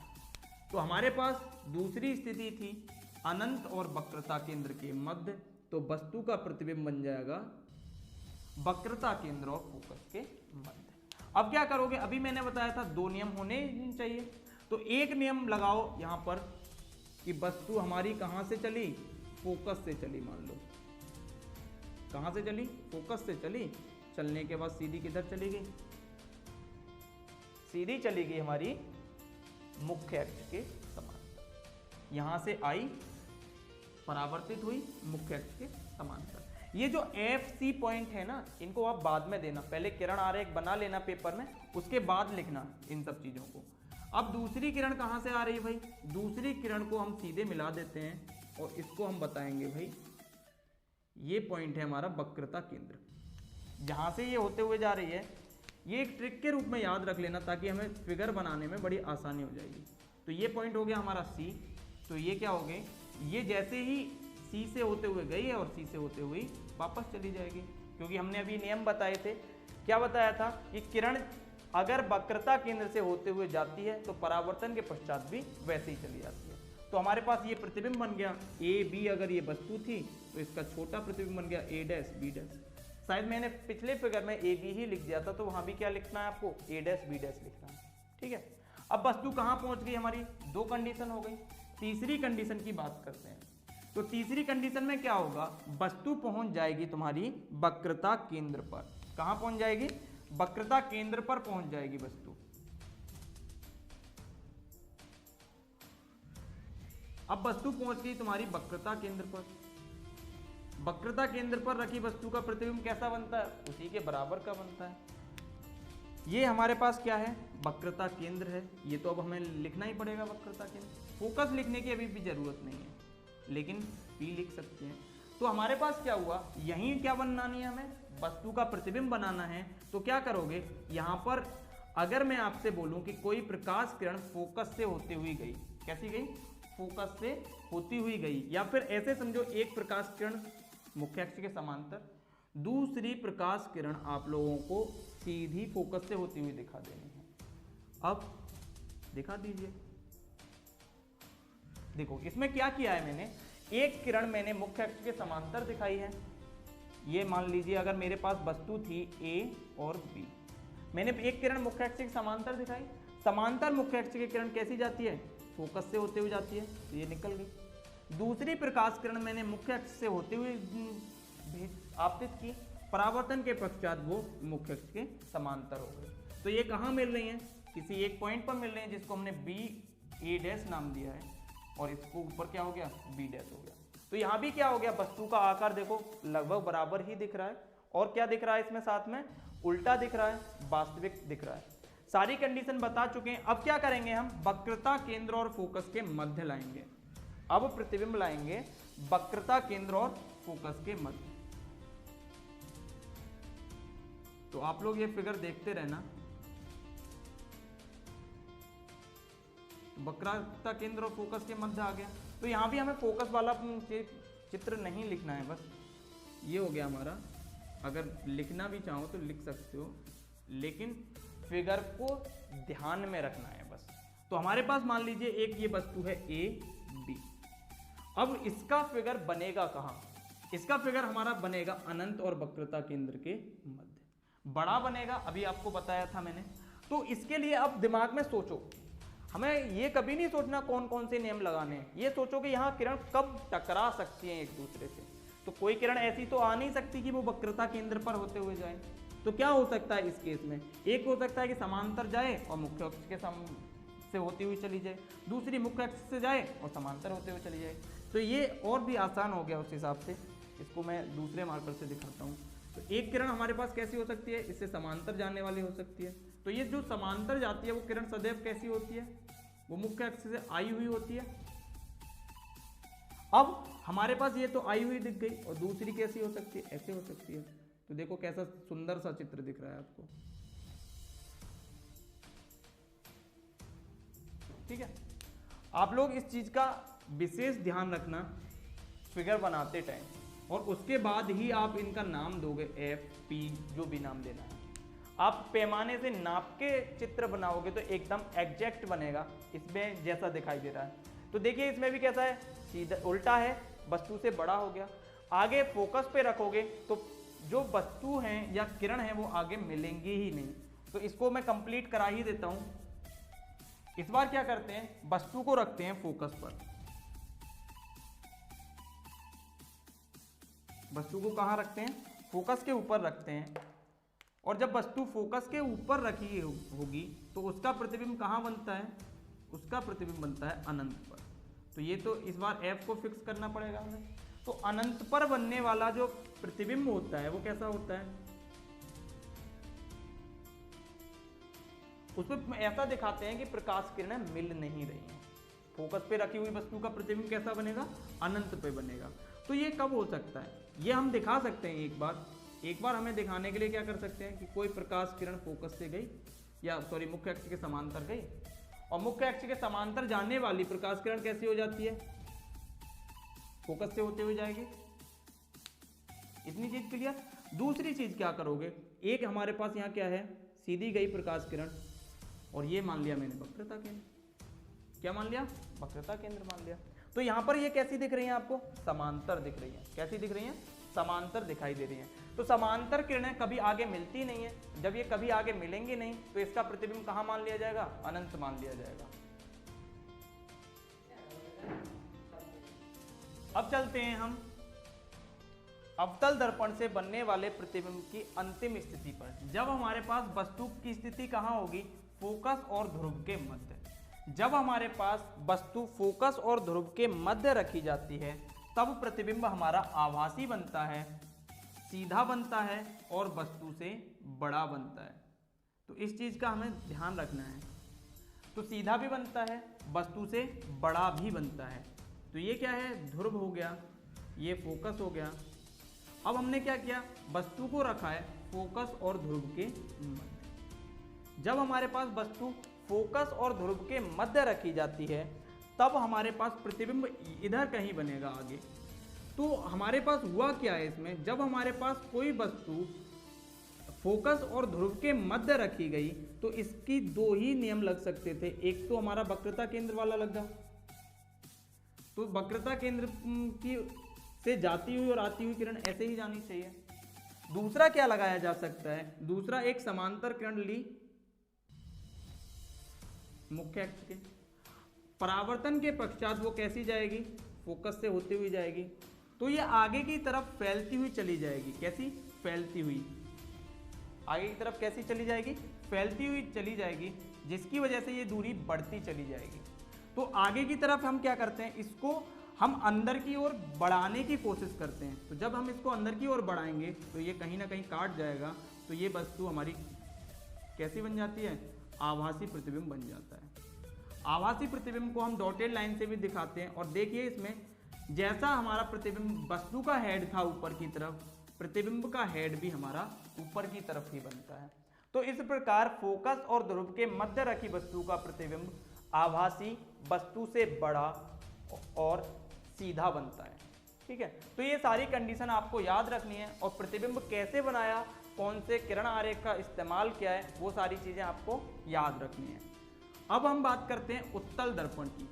तो उत्तल दर्पण में केवल दो ही प्रतिबिंब बनते हैं, चाहे हम कहीं भी वस्तु को रख लें।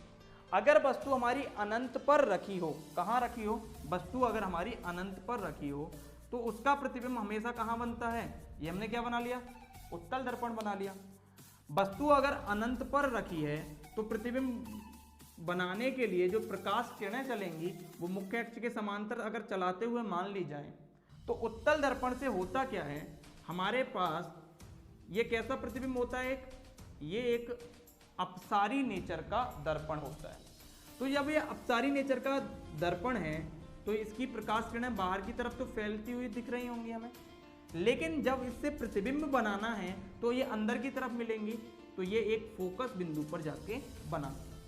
तो इस प्रकार जब अनंत पर रखी वस्तु का प्रतिबिंब बनाते हैं उत्तल दर्पण के केस में, तो वो कैसा बनता है, एक बिंदु की आकृति का बनता है। तो उसमें हमें सीधा और उल्टा पहचान करना मुश्किल होता है, तो लेकिन इसको माना हम सीधा ही लेते हैं। क्यों, क्योंकि जितने भी आभासी प्रतिबिंब देखे गए वो सभी आप सीधे थे, इसलिए इसको भी हम कैसा मान लेते हैं, बिंदुनुमा आकृति को भी सीधा मान लेते हैं। तो एक अनंत पे रखी वस्तु का भी प्रतिबिंब कैसा बन गया, फोकस पे बन गया, बहुत छोटा बन गया, आभासी बन गया और सीधा बन गया। ये क्या हुआ, हमारे उत्तल दर्पण का एक प्रतिबिंब बना। अब वस्तु को अनंत और ध्रुव के मध्य कहीं भी रख दो। अब क्या करो, वस्तु को अनंत और ध्रुव के मध्य कहीं भी रख दो, प्रतिबिंब की कंडीशन केवल एक ही बनेगी। तो उसको भी हम देख लेते हैं।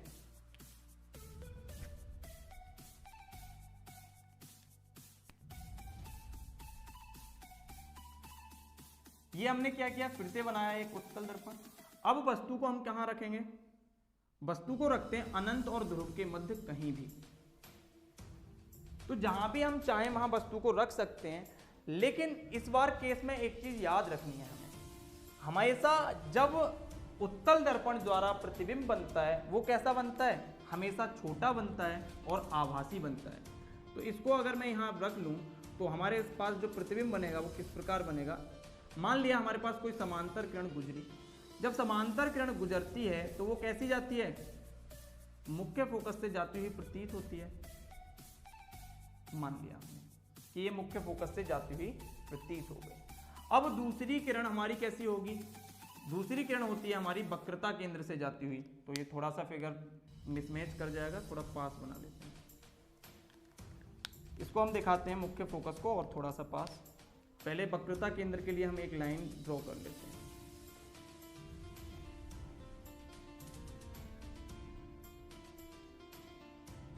मान लिया हमारे पास ये वस्तु थी, इसके हेड से वक्रता केंद्र से होती हुई कोई प्रकाश किरण गुजर गई। अब क्या हुआ, ये क्या था, इसका वक्रता केंद्र था। अब ये फोकस को थोड़ा सा डाउनवर्ड कर लेना बस, तो ये इसकी आधी दूरी पर होगा। तो इस प्रकार जब इसे बनाओगे तो ये क्या हुआ हमारा, ये जहां पर काटी ये हो गया हमारा प्रतिबिंब। तो कैसा है, आपको देखने से भी पता चल रहा होगा, ये एक छोटा सा प्रतिबिंब दिखाई दे रहा है और सीधा दिखाई दे रहा है और दर्पण के दूसरी ओर होने की वजह से आभासी भी है। तो ये किधर है, आभासी हो गया, वस्तु से छोटा हो गया और कैसा हो गया, इसका नेचर सीधा हो गया। बाकी दर्पण कैसा था हमारा, उत्तल दर्पण था। ठीक है, अब चलते हैं हम इसके प्रकाश का परावर्तन तथा अपवर्तन के सबसे इंपॉर्टेंट टॉपिक पर, जो कि क्या है, अवतल दर्पण और उत्तल दर्पण के उपयोग। तो ये उपयोग कई बार आपसे पूछे जाते हैं। तो पिछले पेपरों का अगर आप अवलोकन करोगे तो आपको वहां मिलेगा कि ये क्वेश्चन कितनी बार आए हैं, अवतल दर्पण के उपयोग, उत्तल दर्पण के उपयोग। तो पहले बात करते हैं हम अवतल दर्पण के उपयोग की।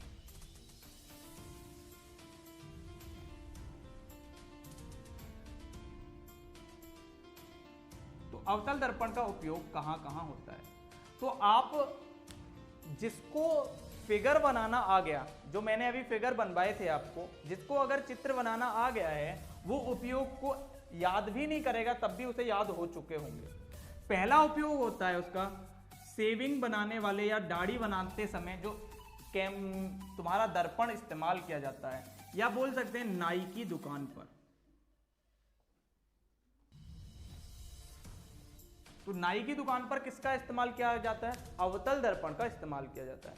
क्यों करते हैं अवतल दर्पण का इस्तेमाल? तो अवतल दर्पण का इस्तेमाल इसलिए करते हैं, आपको छठी स्थिति याद होगी, जब हम वस्तु को दर्पण और किसके बीच रखते हैं, जब हम वस्तु को दर्पण के ध्रुव और फोकस के मध्य रखते थे तो प्रतिबिंब कैसा बनता था? आभासी और बहुत बड़ा। तो बालों को बड़ा बड़ा देखने के लिए हम क्या करते हैं? बड़ी फोकस दूरी का या बड़े फोकस द्वारक का या बड़े द्वारक का दर्पण इस्तेमाल करते हैं नाई की दुकान पर, जिससे हमें बड़ा बड़ा प्रतिबिंब दिखाई देता है। आभासी दिखाई देता है तो हमें सीधा भी दिखाई देता है। दूसरा इस्तेमाल किया जाता है डॉक्टरों द्वारा। किसके द्वारा? डॉक्टरों द्वारा इसका इस्तेमाल किया जाता है आंख, नाक, कान, गले के निरीक्षण करने के समय। तो उसका निरीक्षण कैसे करते हैं हम? उसका निरीक्षण हम करते हैं छोटे द्वारक वाले लेंस के द्वारा। कैसे? छोटे द्वारक के द्वारा। तो वस्तु को हम, छोटा द्वारक है तो उसके इतनी पास ले जाते हैं कि जो वस्तु है वो फिर से किस स्थिति में आ जाए?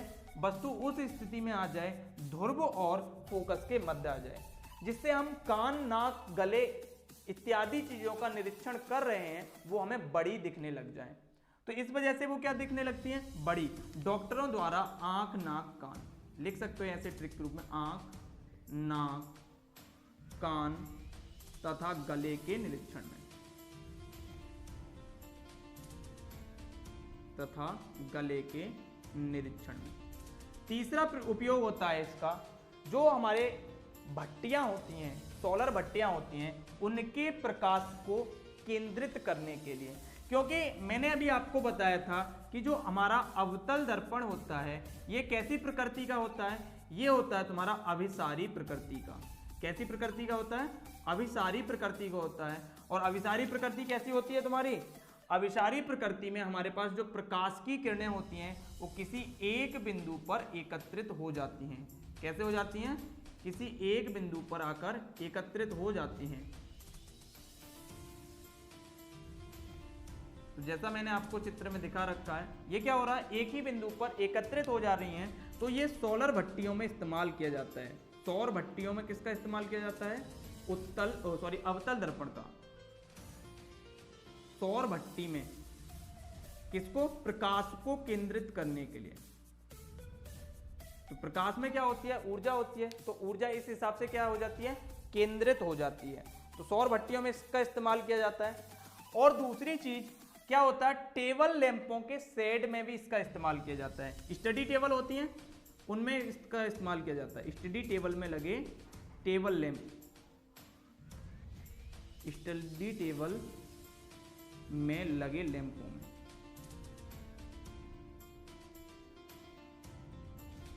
क्यों करते हैं स्टडी टेबल के लैंपों में? क्योंकि ये प्रकाश को एक ही जगह इकट्ठा करता है। तो जितने, मान लो हमें यहाँ कोई पुस्तक पढ़ रहा है व्यक्ति, ऐसे करके कृष्णा है, एक लड़का वो पुस्तक पढ़ रहा है,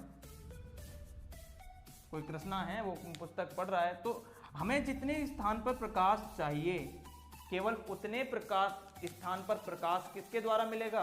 कोई हमारे पास टेबल लैंप है उसके शेड जो लगे होंगे तो उसकी अभिसारी प्रकृति होने की वजह से उसका प्रकाश एक ही जगह रहेगा। तो चौथा पॉइंट क्या मिल गया? स्टडी टेबल में लगे लैंपों में भी किसका इस्तेमाल होता है? अवतल दर्पण का उपयोग किया जाता है। तो हमारे पास 4 उपयोग हो गए और इन 4 उपयोगों का ही ज्यादातर पूछा जाता है पेपर में कि 4 उपयोग बताइए। एक और पॉइंट होता है इसका, 5वां उपयोग। हमारे पास जो बंदरगाह वगैरह पर सर्च लाइटें होती हैं उनमें भी अवतल दर्पण का ही इस्तेमाल किया जाता है। उनमें किसका? अवतल दर्पण का इस्तेमाल किया जाता है। इंजन हो गए रेलवे के, उनमें भी इसका इस्तेमाल किया जाता है। रेल इंजन और बंदरगाहों पे लगे सर्च लाइट, इन सब में भी किसका इस्तेमाल किया जाता है? अवतल दर्पण का इस्तेमाल किया जाता है। तो अवतल दर्पण का इस्तेमाल क्यों किया जाता है? क्योंकि अनंत पर रखी वस्तु यानी दूर रखी वस्तु के पास भी इसके द्वारा प्रकाश को भेजा जा सकता है। कैसे? क्योंकि जब अनंत पर रखी वस्तु है तो उससे जो प्रकाश आ रहा है या प्रकाश उसकी तरफ जा रहा है, तो इसके द्वारा जो प्रतिबिंब बनता है फोकस पर, उसकी कुछ ना कुछ आकृति हमें दिखाई देती है। मगर हमारे पास जो उत्तल दर्पण होता है तो उसके द्वारा हम क्या करते हैं, उससे बहुत छोटा सा प्रतिबिंब दिखाई देता है। तो उस छोटे से प्रतिबिंब की वजह से ये सर्च लाइट का क्या होगा, ये ज़्यादा दूर तक प्रकाश नहीं भेज सकती, तो इसका फैलाव कम होता है। दूसरे तरीके से ऐसे समझ सकते हो कि ये क्या करता है, इसका प्रकाश का फैलाव कम होता है, तो इसका फैलाव कम होने की वजह से ये ज़्यादा दूर तक प्रकाश को भेज सकता है। अब उसी तरह हम देखते हैं उत्तल दर्पण के उपयोग। तो उत्तल दर्पण का उपयोग में क्या देखते हैं? सबसे पहले तो उत्तल दर्पण का द्वारक बहुत बड़ा होता है। कैसा होता है? उत्तल दर्पण का द्वारक बहुत बड़ा होता है, या बोल सकते हैं उसका दृष्टि क्षेत्र बड़ा होता है। क्या होता है? दृष्टि क्षेत्र बड़ा होता है उत्तल दर्पण का। तीनों दर्पण की बात करें, समतल दर्पण, अवतल दर्पण और उत्तल दर्पण, इनमें सबसे बड़ा दृष्टि क्षेत्र होता है तुम्हारा उत्तल दर्पण का। तो उस दृष्टि क्षेत्र बड़ा होने की वजह से ज्यादा वस्तुओं का प्रतिबिंब एक छोटी सी जगह में छोटे रूप में आ सकता है। तो इसीलिए उत्तल दर्पण का उपयोग हम मोटर वाहनों के साइड मिरर में करते हैं। मोटर वाहनों के साइड मिरर में किसका उपयोग करते हैं? उत्तल दर्पण में किया जाता है। किसमें? उत्तल दर्पण में। दूसरा क्यों करते हैं वो भी मैंने बता दिया। क्यों? क्योंकि इसका दृष्टि क्षेत्र बहुत बड़ा होता है, तो ज्यादा वस्तुओं को एक छोटी सी जगह में दिखाया जा सकता है। ठीक है, तो यहां लिख सकते हो मोटर वाहनों में, मोटर वाहनों के साइड मिरर में, ऐसे जरूर लिखना साइड मिरर में, क्योंकि यहां भी तो वाहनों का इस्तेमाल हो रहा है, रेल इंजन, सर्च लाइट। यहां इसकी वजह से क्या हो रहा है, प्रकाश को दूर तक भेजा जा रहा है क्योंकि ये कम फैलाता है। दूसरा पॉइंट ये क्या होता है, इसका प्रयोग स्ट्रीट लाइटों में किया जाता है। किसमें? स्ट्रीट लाइट में। स्ट्रीट लाइट में क्यों करते हैं? क्योंकि हमें पूरी गली में प्रकाश देना होता है, और पूरी गली में प्रकाश देने के लिए हमें एक ऐसे दर्पण का इस्तेमाल करना पड़ेगा जिसकी प्रकृति कैसी हो, अपसारी, यानी प्रकाश को फैलाने वाली। तो ये प्रकाश को फैलाने वाली प्रकृति किसकी होती है? उत्तल दर्पण की। तो इस प्रकार आपके अवतल दर्पण के उपयोग और उत्तल दर्पण के उपयोग खत्म होते हैं। तो अब हम देखते हैं इस चैप्टर का अगला टॉपिक, जो कि है हमारा गोलीय दर्पण के लिए परावर्तन की चिन्ह परिपाटी। तो दर्पण और लेंस दोनों की चिन्ह परिपाटी हम अभी देख लेते हैं कैसे होती है, और इस चीज का इस्तेमाल हम काफी न्यूमेरिकल में करेंगे, और इसी चीज का इस्तेमाल हम आगे कई फॉर्मूले हैं उनका भी उसमें भी यूज करेंगे। तो हमारे पास जो दर्पण होता है, दर्पण के जो फॉर्मूले होते हैं, दर्पण का सूत्र, वो भी हम देखते हैं। यहीं से हम 2-3 चीजें एक साथ देखते हैं जो हमारे लिए न्यूमेरिकल में बहुत इंपॉर्टेंट है। सबसे पहले हम देखते हैं कि फोकस दूरी और वक्रता त्रिज्या में क्या संबंध होता है।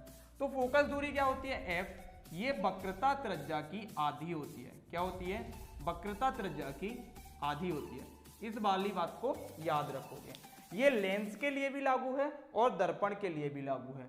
लेंस तथा दर्पण दोनों के लिए लागू होती है। लेंस तथा दर्पण दोनों के लिए लागू होती है फोकस दूरी में संबंध।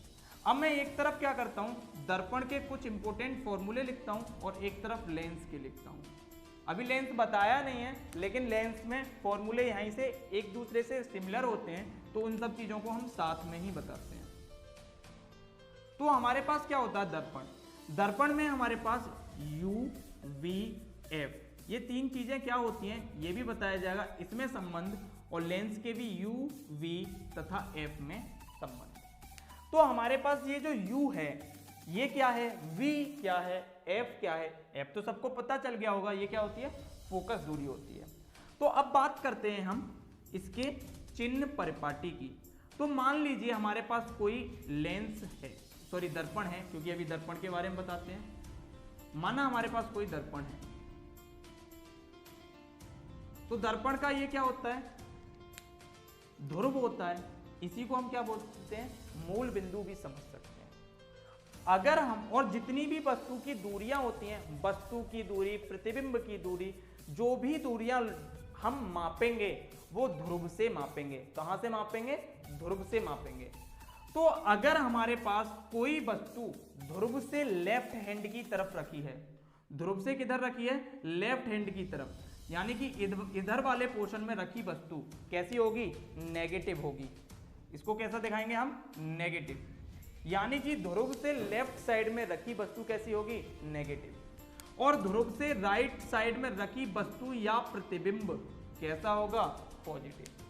तो वस्तु या प्रतिबिंब अगर ध्रुव से लेफ्ट साइड है तो वो नेगेटिव, और ध्रुव से राइट साइड है तो वो पॉजिटिव होगा। अब बात करते हैं इसके ऊपर कैसा होगा और नीचे कैसा होगा। इसके लिए मैं एक चीज और बताऊंगा अभी आपको कि हमारे पास जो प्रकाश की किरण होती है वो आपतित कैसे हो रही होती है? ऐसे ही आपतित हो रही होती है, क्योंकि हम क्या मान के चलते हैं? वस्तु को सदैव लेफ्ट साइड मान के चलते हैं। वस्तु को किधर रखते हैं? बाएं हाथ की ओर रखते हैं। तो आपतित प्रकाश इधर जा रहा है। अगर हम कोई भी दूरी को आपतित किरण की दिशा में मापेंगे, किधर मापेंगे? आपतित किरण की दिशा में मापेंगे तो उसे लेंगे पॉजिटिव, और आपतित किरण की दिशा के विपरीत मापेंगे तो उसे लेंगे नेगेटिव। तो एक और चीज याद रखनी है यहां पर हमें, सभी दूरियों का मेजरमेंट हम करते हैं ध्रुव P से। किससे करते हैं? ध्रुव P से। तो इस केस में जब हमारे पास वस्तु कोई इधर रखी है दर्पण के बाईं ओर, तो देखिए आप बाईं ओर रखे होने पर वस्तु, हमारे पास प्रकाश की जो आपतित किरण थी वो किधर जा रही है? बाएं से दाएं की ओर जा रही है, बाएं से दाएं की ओर। लेकिन हमें मापना किधर से किधर होता है? ध्रुव से मापनी होती है सारी चीजें। तो इधर रखी हुई सब वस्तु कैसी डायरेक्शन हो गई? इसके अपोजिट हो गई आपतित किरण की। और मैंने अभी एक नियम बताया, आपतित किरण के अपोजिट चलने वाली किरणों को कैसा लेते हैं हम? नेगेटिव लेते हैं। अब इधर से भी आगे की तरफ परावर्तित होने के बाद भी किरणें कैसी होंगी? या तो इधर जाएंगी या इधर जाएंगी। यानी कि वस्तु किधर बनने वाली है? इधर प्रतिबिंब या तो इधर बनेगा या इधर बनेगा। अगर प्रतिबिंब हमारा दर्पण के अंदर बन गया या राइट साइड की तरफ बन गया तो वो कैसा हो जाएगा? पॉजिटिव दूरी लेंगे उसकी, और वस्तु की दूरी नेगेटिव लेंगे। तीसरी चीज यहां से देखते हैं कि इसकी फोकस दूरी किधर आ रही थी? इसकी फोकस दूरी आ रही थी इधर, यानी फोकस बिंदु किधर आ रहा था? लेफ्ट साइड की ओर। इसका सारी चीजें आर भी किधर आएगी? लेफ्ट साइड की ओर। तो ये कैसे हो जाते थे? नेगेटिव हो जाते थे। तो चिन्ह परिपाटी में हमने क्या समझा? आप लोगों ने निर्देशांक ज्यामिति तो पढ़ी होगी। सेम निर्देशांक ज्यामिति के ही आधार पर हम क्या करते हैं? दर्पण या लेंस की चिन्ह परिपाटी को समझते हैं। अगर कोई वस्तु लेफ्ट में है तो उसे क्या मानेंगे? नेगेटिव। राइट में है तो पॉजिटिव। मुख्य अक्ष के ऊपर है लंबाई में, जब हमें लंबाई नापनी हो वस्तु या प्रतिबिंब की, तो मुख्य अक्ष के ऊपर की तरफ है तो पॉजिटिव, और नीचे की तरफ है तो नेगेटिव। तो इस वाली चीज का याद रखना है। ये लेंस के लिए भी यही चीज काम करती है और दर्पण के लिए भी यही काम करती है। तो सवाल निकालने के टाइम पर ये बहुत काम आती है, तो इसको याद रखना है आपको। मैं एक टेबल के थ्रू आपको ये सब चीजें बताऊंगा अभी। तो यहां से हम सीख जाएंगे लेंस के और दर्पण के सवाल कैसे निकाले जाते हैं। इसके सवाल कराने का जो हमने क्लासें प्रोवाइड की थी आप अपने चैनल पे, वहां से आप बहुत सारे न्यूमेरिकल कराए थे हमने, प्रकाश से संबंधित, वैद्युत से संबंधित। तो आप न्यूमेरिकल वहां से जाके देख सकते हो, ठीक है। तो यहां पर U क्या था? ध्रुव से वस्तु की दूरी को क्या कहते हैं? ध्रुव से वस्तु की दूरी को कहते हैं हम U। ध्रुव से प्रतिबिंब की दूरी को कहते हैं V। क्या कहते हैं? V।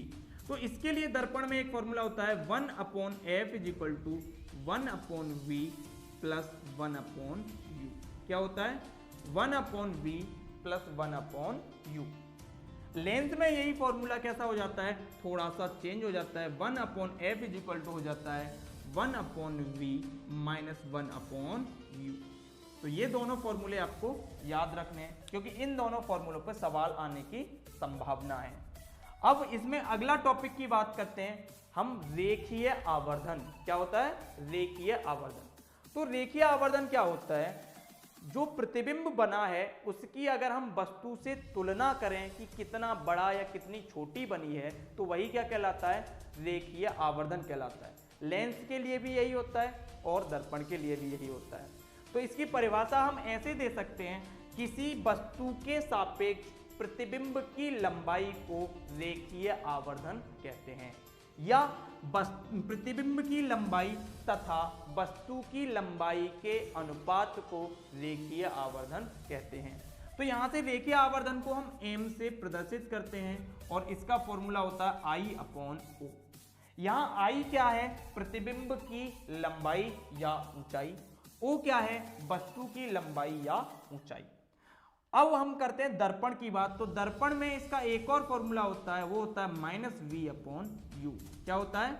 -V/U। लेंस की बात करते हैं। लेंस में m किसके बराबर होता है? ये भी I/O तो होता है, लेकिन जब इसका संबंध प्रतिबिंब की दूरी और वस्तु की दूरी के साथ करते हैं तो ये हो जाता है केवल V/U। कैसा हो जाता है? V/U हो जाता है। अब बात करते हैं इनके चिन्ह किस प्रकार लिए जाते हैं। तो वस्तु के प्रतिबिंब वस्तु का जो चिन्ह लेना है हमें सवाल के अंदर, तो वस्तु का चिन्ह हमें सदैव कैसा लेना है? नेगेटिव लेना है। वस्तु का चिन्ह कैसा लोगे? सदैव नेगेटिव। तो वस्तु का चिन्ह चाहे लेंस की बात हो रही हो चाहे दर्पण की, वस्तु U या U कैसा लेना है हमें? U लेना है ऑलवेज नेगेटिव। ठीक है, U हमेशा लेना है ऑलवेज नेगेटिव। अब बात करते हैं इसकी फोकस दूरियों की, क्योंकि प्रतिबिंब तो कभी कहीं बनेगा कभी कहीं बनेगा, वो तो फिक्स है नहीं।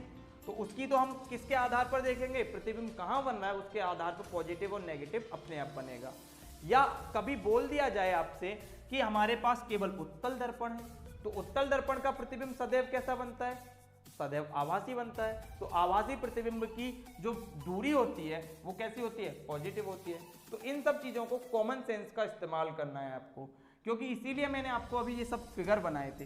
तो एफ का केस में क्या करोगे कि अवतल दर्पण की जो फोकस दूरी होती है वो कैसी होती है? अवतल दर्पण की फोकस दूरी होती है आपकी नेगेटिव। चाहे अवतल दर्पण की बात कर ली जाए चाहे अवतल लेंस की बात कर ली जाए, इसकी फोकस दूरी कैसी होती है? नेगेटिव एफ होता है। एफ कैसी होती है? नेगेटिव होती है, अवतल दर्पण या अवतल लेंस की। अब बात करते हैं उत्तल दर्पण या उत्तल लेंस की। तो उत्तल दर्पण तथा उत्तल लेंस दोनों की फोकस दूरी कैसी होती है? पॉजिटिव होती है।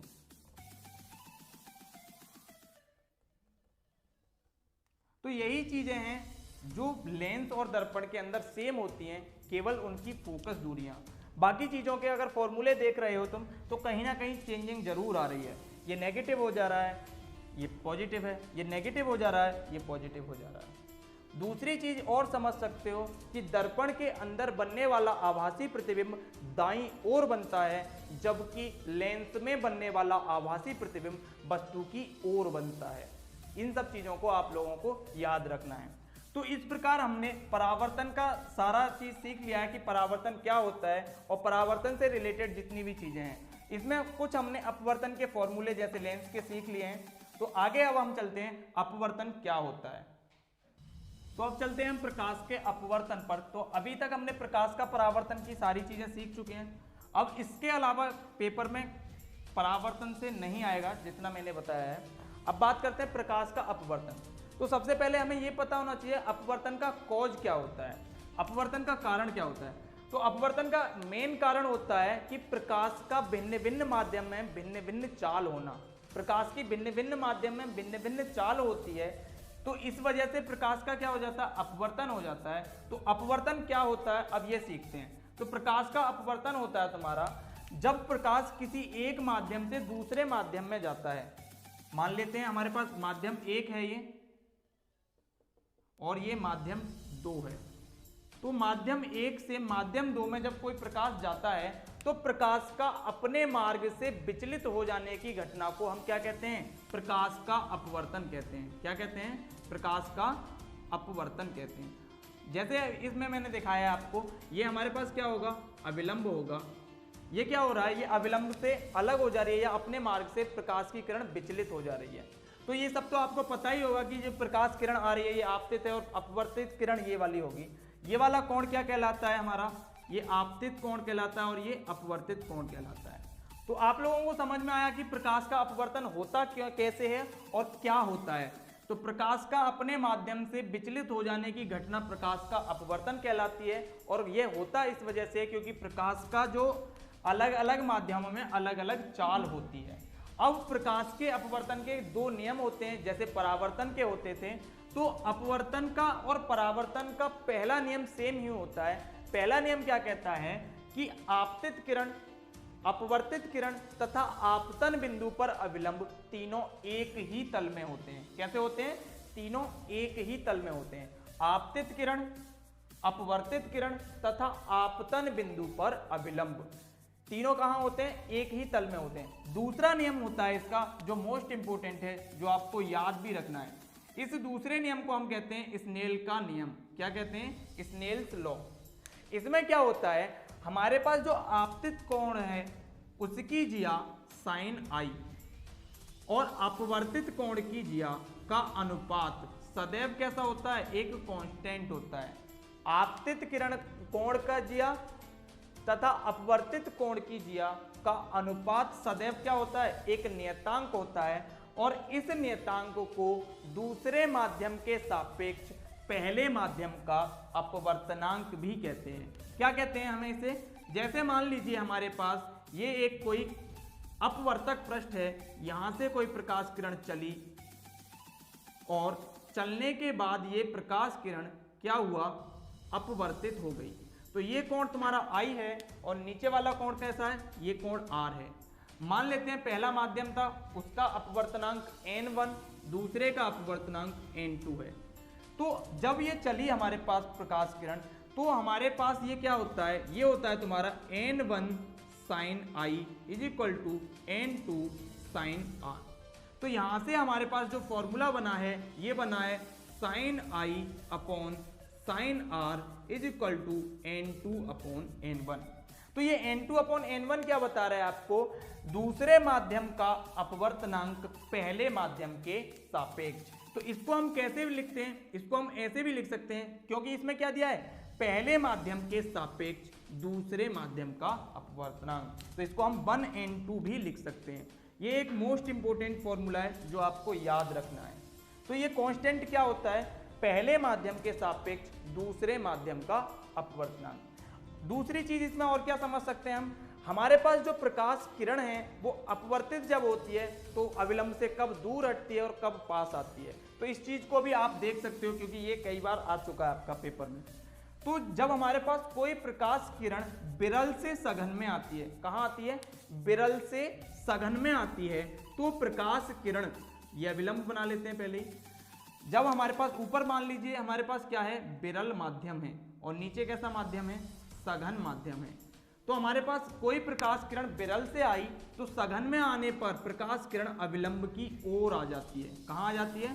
अविलंब की ओर आ जाती है। यानी कि I जो कोण था ये R से बड़ा हो जाता है। I क्या हो जाता है? R से बड़ा हो जाता है। और इसी को अगर मैं उल्टा कर दूं कि सघन माध्यम ऊपर ले लिया जाए, यानी कि जिधर से किरण आ रही है वो अगर सघन हो जाए, कैसा हो जाए? सघन हो जाए, और जिधर किरण जा रही है वो विरल हो जाए, तो आपतित किरण अपवर्तन के पश्चात अविलंब से दूर हट जाती है। कहाँ हट जाती है? अविलंब से दूर हट जाती है। इस केस में तुम्हारा अपवर्तित कोण आपतन कोण से बड़ा हो जाता है। पहले केस में क्या हो रहा है? I बड़ा है R से, और दूसरे केस में क्या हो रहा है?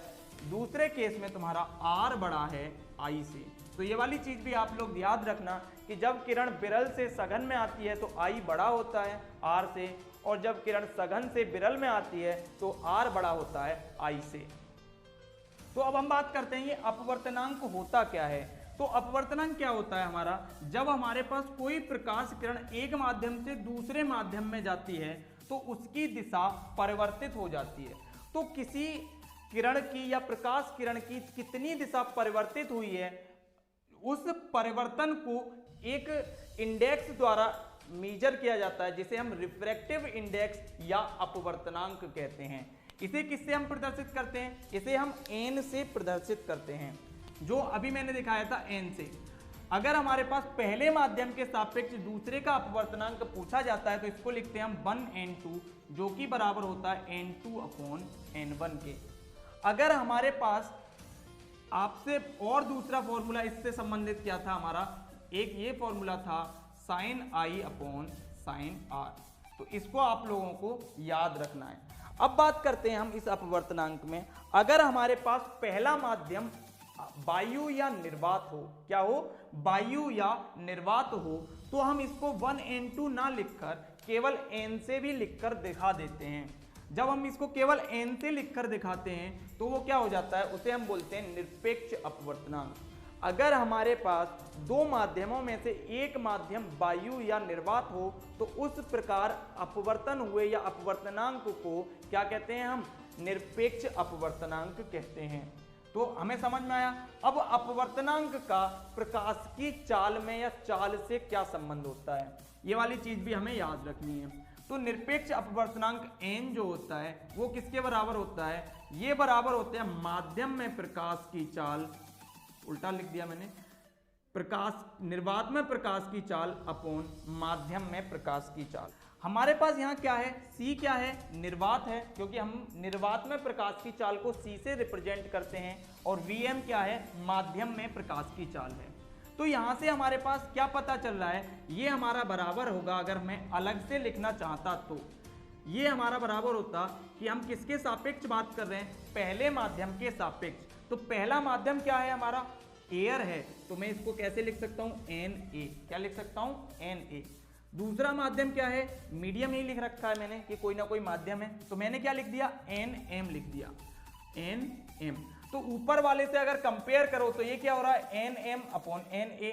अगर Nm/Na करता तो इसको मैं क्या लिख सकता था, निरपेक्ष अपवर्तनांक को Anm, क्या लिख सकता था, Anm। तो ये किसके बराबर होता है, C/Vm के।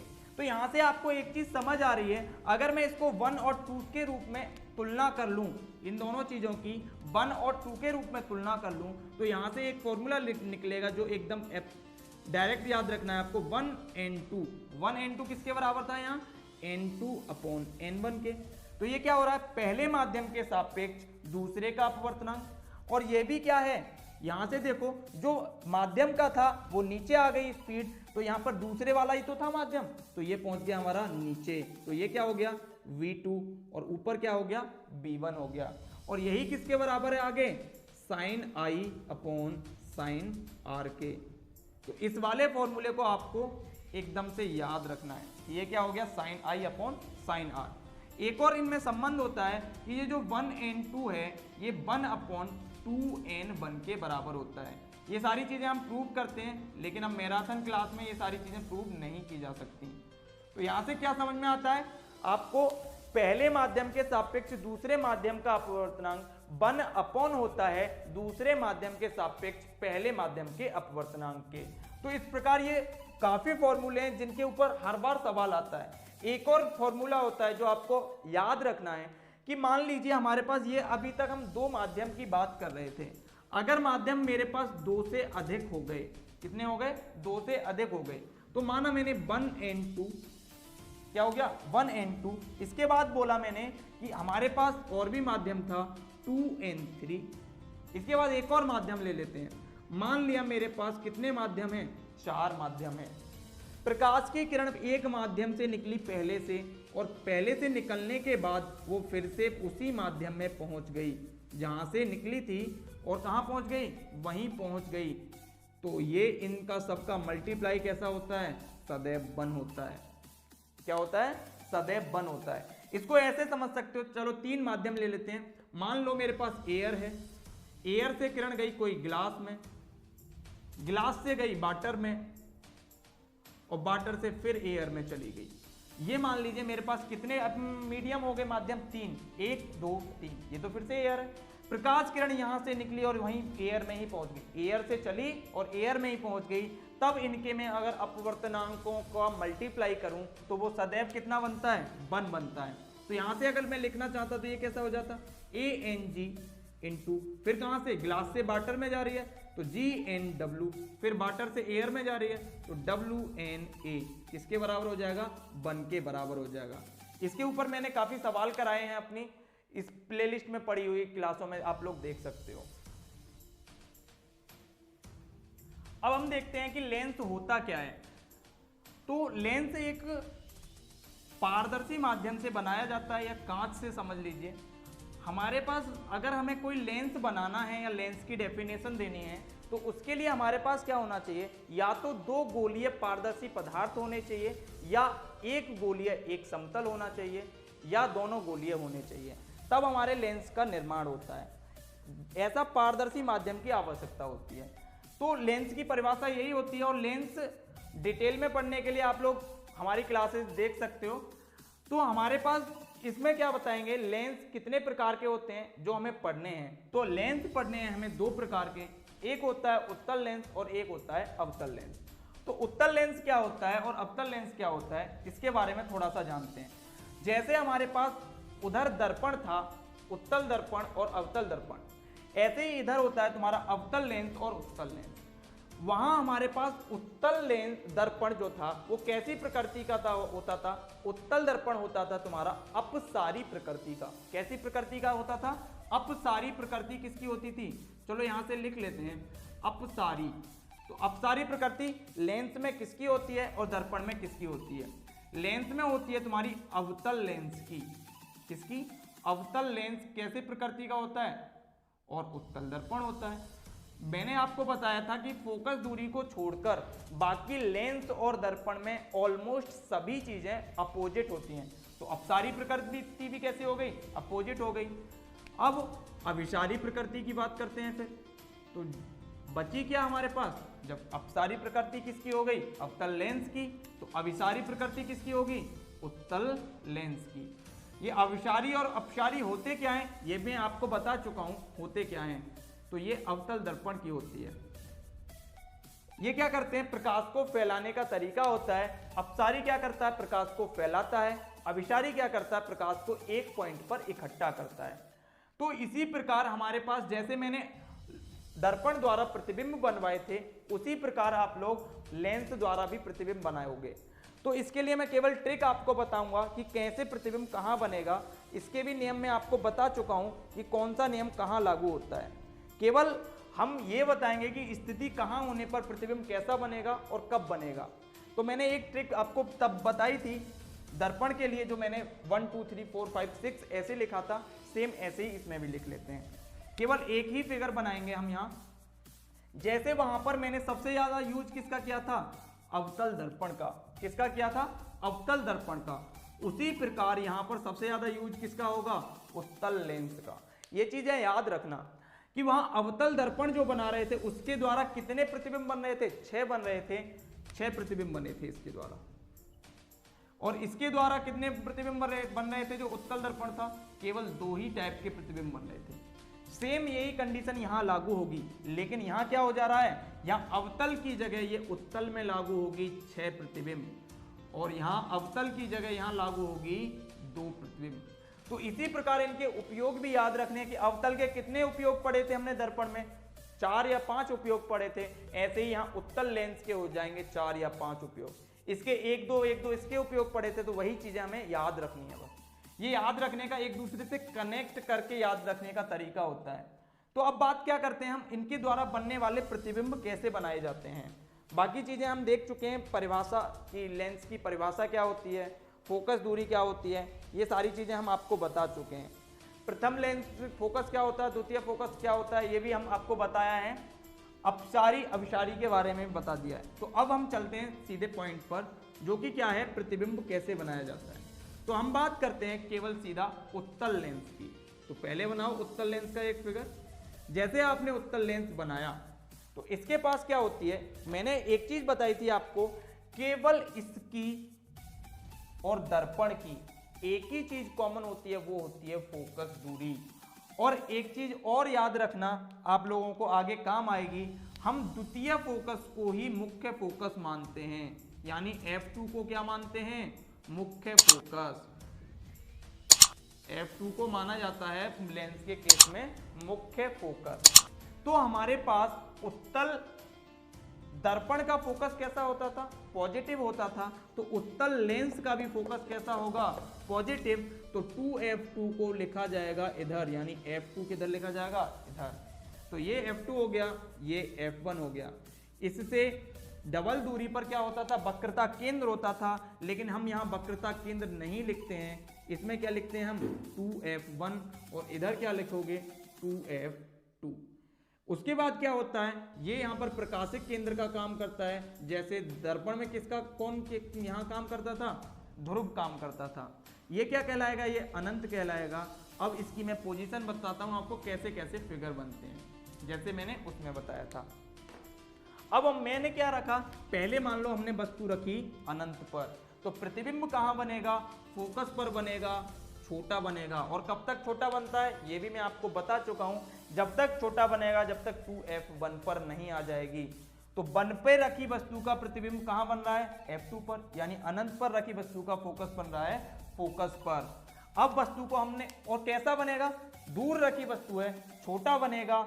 और मैंने एक चीज और बताई है कि लेंस में अगर प्रतिबिंब राइट हैंड तरफ बन रहा है, यानी कि वस्तु से दूसरी ओर बन रहा है, कैसा होगा प्रतिबिंब, प्रतिबिंब होगा वास्तविक। तो ये कैसा हो गया, प्रतिबिंब हो गया वास्तविक। वास्तविक प्रतिबिंब बनते हैं उल्टे, और 2f1 से पहले बनने वाले प्रतिबिंब बनते हैं छोटे।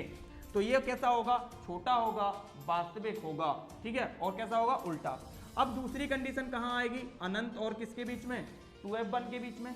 प्रतिबिंब किधर खिसकेगा, आगे की तरफ खिसकता जाएगा। वहां क्या हो रहा था, वहां हमारे पास दर्पण का थोड़ा सा रिवाइज करो, वस्तु जा रही थी दर्पण की ओर, प्रतिबिंब आ रहा था दर्पण से दूर। यहां क्या हो रहा है, यहां भी वही चीज हो रही है, वस्तु जा रही है लेंस के करीब, प्रतिबिंब जा रहा है लेंस से दूर। जा रहा है या नहीं जा रहा, ये चीज याद रखनी है। तो दूसरा पॉइंट कहां है, अनंत और 2f1 के बीच, तो प्रतिबिंब बन जाएगा यहां f2 और 2f2 के बीच। कैसा बनेगा, अब भी छोटा बनेगा, उल्टा बनेगा और वास्तविक बनेगा। अब वस्तु आ गई हमारी कहां, 2f1 पर, तो प्रतिबिंब भी बन जाएगा हमारा 2f2 पर। अब के प्रतिबिंब होगा वास्तविक, अब भी होगा, वस्तु के आकार का होगा, उल्टा इस बार भी होगा। अब क्या करते हैं, वस्तु आ गई 2f1 और f1 के मध्य, यानी चौथा प्रतिबिंब। अब प्रतिबिंब कहां बनेगा, अनंत और 2f2 के मध्य। अब भी कैसा है प्रतिबिंब, छोटा है, सॉरी, अब प्रतिबिंब कैसा हो गया, बड़ा, क्योंकि 2f1 के आ गए अब हम अंदर की ओर। प्रतिबिंब हो गया आपका बड़ा, और क्या हो गया, अब प्रतिबिंब अब भी उल्टा है, और कहां चला गया, अनंत और 2f2 के मध्य चला गया। अब बात करते हैं, वस्तु रख गई हमारी कहां, f1 पर। वस्तु f1 पर होने पर प्रतिबिंब पहुंच जाएगा अनंत पर, और अनंत पर बनने वाला प्रतिबिंब कैसा होता है, बड़ा होता है, उल्टा होगा और वास्तविक होगा। अब बात करते हैं, वस्तु आ गई हमारी कहां, वस्तु आ गई हमारी f1 और वक्रता केंद्र के मध्य। जैसे ही वस्तु f1 और वक्रता केंद्र के मध्य आती है, प्रतिबिंब को इधर बनने की जगह हो गई खत्म। क्या हो गया, प्रतिबिंब को इधर बनने की जगह खत्म हो गई। तो अब प्रतिबिंब किधर बनेगा, तो प्रतिबिंब अब इधर बनेगा, f1 और इसके बीच कहीं भी। कहां बन जाएगा, जिधर वस्तु रखी है उधर ही बन जाएगा। और कैसा बनेगा, सीधा ही बनेगा, क्योंकि मैंने इस बार कहां दिखाया है, ऊपर ही दिखाया है। तो प्रतिबिंब बन जाएगा ऊपर, सीधा, वस्तु से बड़ा। लेकिन सीधा हो रहा है और वस्तु की ओर बन रहा है, तो प्रतिबिंब हो जाएगा तुम्हारा आभासी। अब बात करते हैं कि हमारे पास ये किसके लिए मैंने बताया, ये बताया मैंने उत्तल लेंस के लिए। अगर यही हमारे पास अवतल लेंस हो जाए तो उसका कंपेयर करना आप उत्तल दर्पण से, तो उसमें किस प्रकार के दो ही क्या बनते थे, प्रतिबिंब बनते थे। उसी प्रकार अवतल लेंस में भी दो ही प्रतिबिंब बनते हैं, दोनों आभासी होते हैं, वस्तु से छोटे होते हैं और सीधे तो होंगे ही, क्योंकि आभासी प्रतिबिंब सदैव सीधे बनते हैं। लेकिन यहां आभासी प्रतिबिंब बड़ा बन रहा था, लेकिन अवतल लेंस के अंदर आभासी प्रतिबिंब छोटा बनता है। अब बात करते हैं इनके जो पहचान है, कैसे पहचान करोगे आप, क्योंकि इनकी जो चिन्ह परिपाटी है वो मैं दर्पण के अंदर करा चुका हूं। तो इनकी पहचान कैसे करते हैं, तो सबसे पहले लेंसों की पहचान हम छू के कर सकते हैं। हमारे पास जो अवतल लेंस होता है उसकी आकृति कैसी होती है, आप लोगों को मैं आकृति बना के दिखाता हूं। अवतल लेंस की आकृति होती है इस प्रकार की। तो ये कैसा दिख रहा है हमें, ये होता है किनारों पर मोटा, किनारों पर कैसा है मोटा, और बीच में कैसा होता है पतला। तो ऐसे छू के भी आप इसको क्या कर सकते हो, पहचान कर सकते हो कि किनारों पर होगा मोटा और बीच में होगा पतला, तो वो कौन सा लेंस होगा, अवतल लेंस। बात करते हैं अवतल उत्तल लेंस की, ये होता है किनारों पर पतला, आप लोगों को दिख ही रहा है, और मध्य भाग कैसा होता है इसका, मोटा होता है। तो मध्य भाग इसका मोटा हो गया, किनारों पर पतला हो गया, तो ये इस प्रकार क्या है, उत्तल लेंस। ये स्पर्श करके पहचान होती है। दूसरी पहचान होती है इसको देखकर, प्रतिबिंब को देखकर।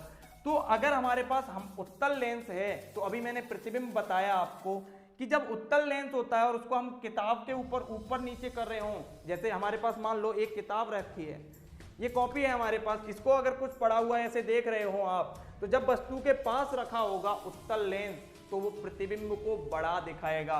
तो अक्षर अगर बड़े दिखाई दे रहे हों, अक्षर कैसे दिखाई दे रहे हों, बड़े दिखाई दे रहे हों, पास रखने पर अक्षर बड़े और दूर रखने पर उल्टे, दूर रखने पर कैसे दिखाई दे रहे हों, उल्टे दिखाई दे रहे हों, तो वो लेंस कैसा होगा, उत्तल लेंस होगा।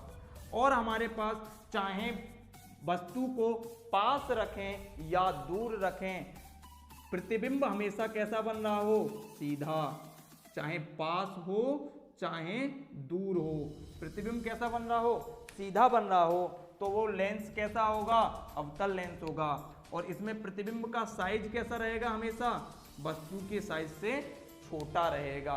तो इस प्रकार हम लोगों ने क्या सीखा, अवतल लेंस और उत्तल लेंस की पहचान, जो कि दो प्रकार से, एक स्पर्श करके, दूसरा प्रतिबिंब बनाकर। तो अब हम चलते हैं इसके उपयोगों पर। अब बात करते हैं हम लेंस के उपयोग की। तो हमारे पास जो लेंस होते हैं, उत्तल लेंस और अवतल लेंस, तो हमारे पास जो उत्तल लेंस होता है उसका प्रयोग हम छोटी वस्तु को बड़ा देखने के लिए करते हैं, या दूर स्थित वस्तु को पास लाके देखने के लिए करते हैं। तो उत्तल लेंस का प्रयोग हम किस किस में करते हैं, उत्तल लेंस का प्रयोग हम सूक्ष्मदर्शी में करते हैं, दूरदर्शी में भी करते हैं,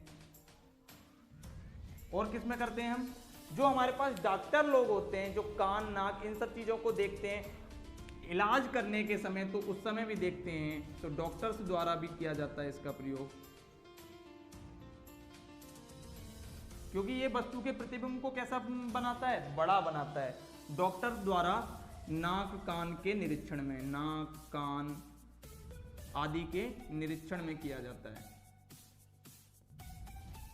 और किस में किया जाता है इसका प्रयोग, आंख कान के निरीक्षण में हो गया। घड़ी साज, छोटे छोटे कल पुर्जे होते हैं घड़ी को संवारने के लिए, तो उसमें भी किसका प्रयोग किया जाता है, उत्तल लेंस का, घड़ी साज द्वारा भी प्रयोग किया जाता है।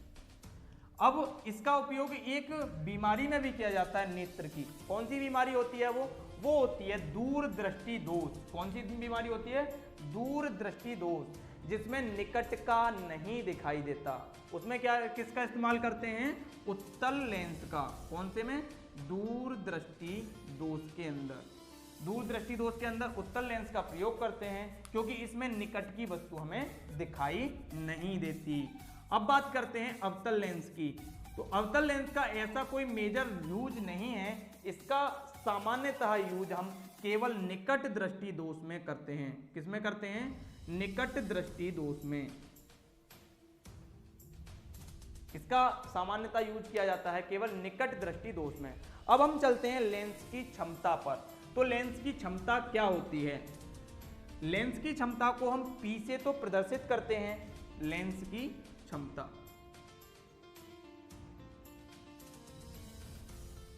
इसको हम P से प्रदर्शित करते हैं, इसका मात्रक डायोप्टर होता है। लेंस की क्षमता के विषय में अगर पूछा जाए तो होता क्या है, ये किसी लेंस द्वारा प्रकाश को अपसरित या अभिसरित करने की क्षमता को लेंस की क्षमता कहते हैं। यानी कि कोई लेंस प्रकाश को कितना फैला सकता है या कितना इकट्ठा कर सकता है, वो लेंस की क्षमता कहलाती है। इसको हम P से प्रदर्शित करते हैं, इसका मात्रक डायोप्टर होता है। लेंस की क्षमता और फोकस दूरी में एक संबंध होता है, जो कि आपको याद होगा। क्या होता है, लेंस की क्षमता P बराबर होती है 1/f के। जब f किस में हो, f हो तुम्हारी मीटर में, f किस में दे रखी हो, f दे रखी हो इन मीटर, तो ये होता है तुम्हारा 1/f एफ। और यदि ये एफ किस में दे रखी हो, एफ दे रखी हो सेंटीमीटर में, तो ये हो जाता है 100/f। क्या हो जाता है? 100/f। तो इस प्रकार ये हमारे पास प्रकाश का परावर्तन और अपवर्तन, प्रकाश का परावर्तन तथा अपवर्तन चैप्टर होता है खत्म। तो अगला लेक्चर हम लेके आएंगे जिसमें हम बताएंगे आपको आगे की यूनिट्स, जिसमें हम वैद्युत भी कवर कराएंगे और प्रकाश का एक और पार्ट बचा जिसमें मानव नेत्र आता है वो भी कवर कराएंगे। मैंने जितने भी फॉर्मूले लिखाए हैं आपको उन फॉर्मूलों से रिलेटेड ही सवाल करने हैं, अदरवाइज कोई सवाल नहीं करना है। तो बने रहिए हमारे चैनल के साथ। वीडियो अच्छी लगी हो तो शेयर करना ना भूलें। Tell me pretty lies, look me in the face, tell me that you love me.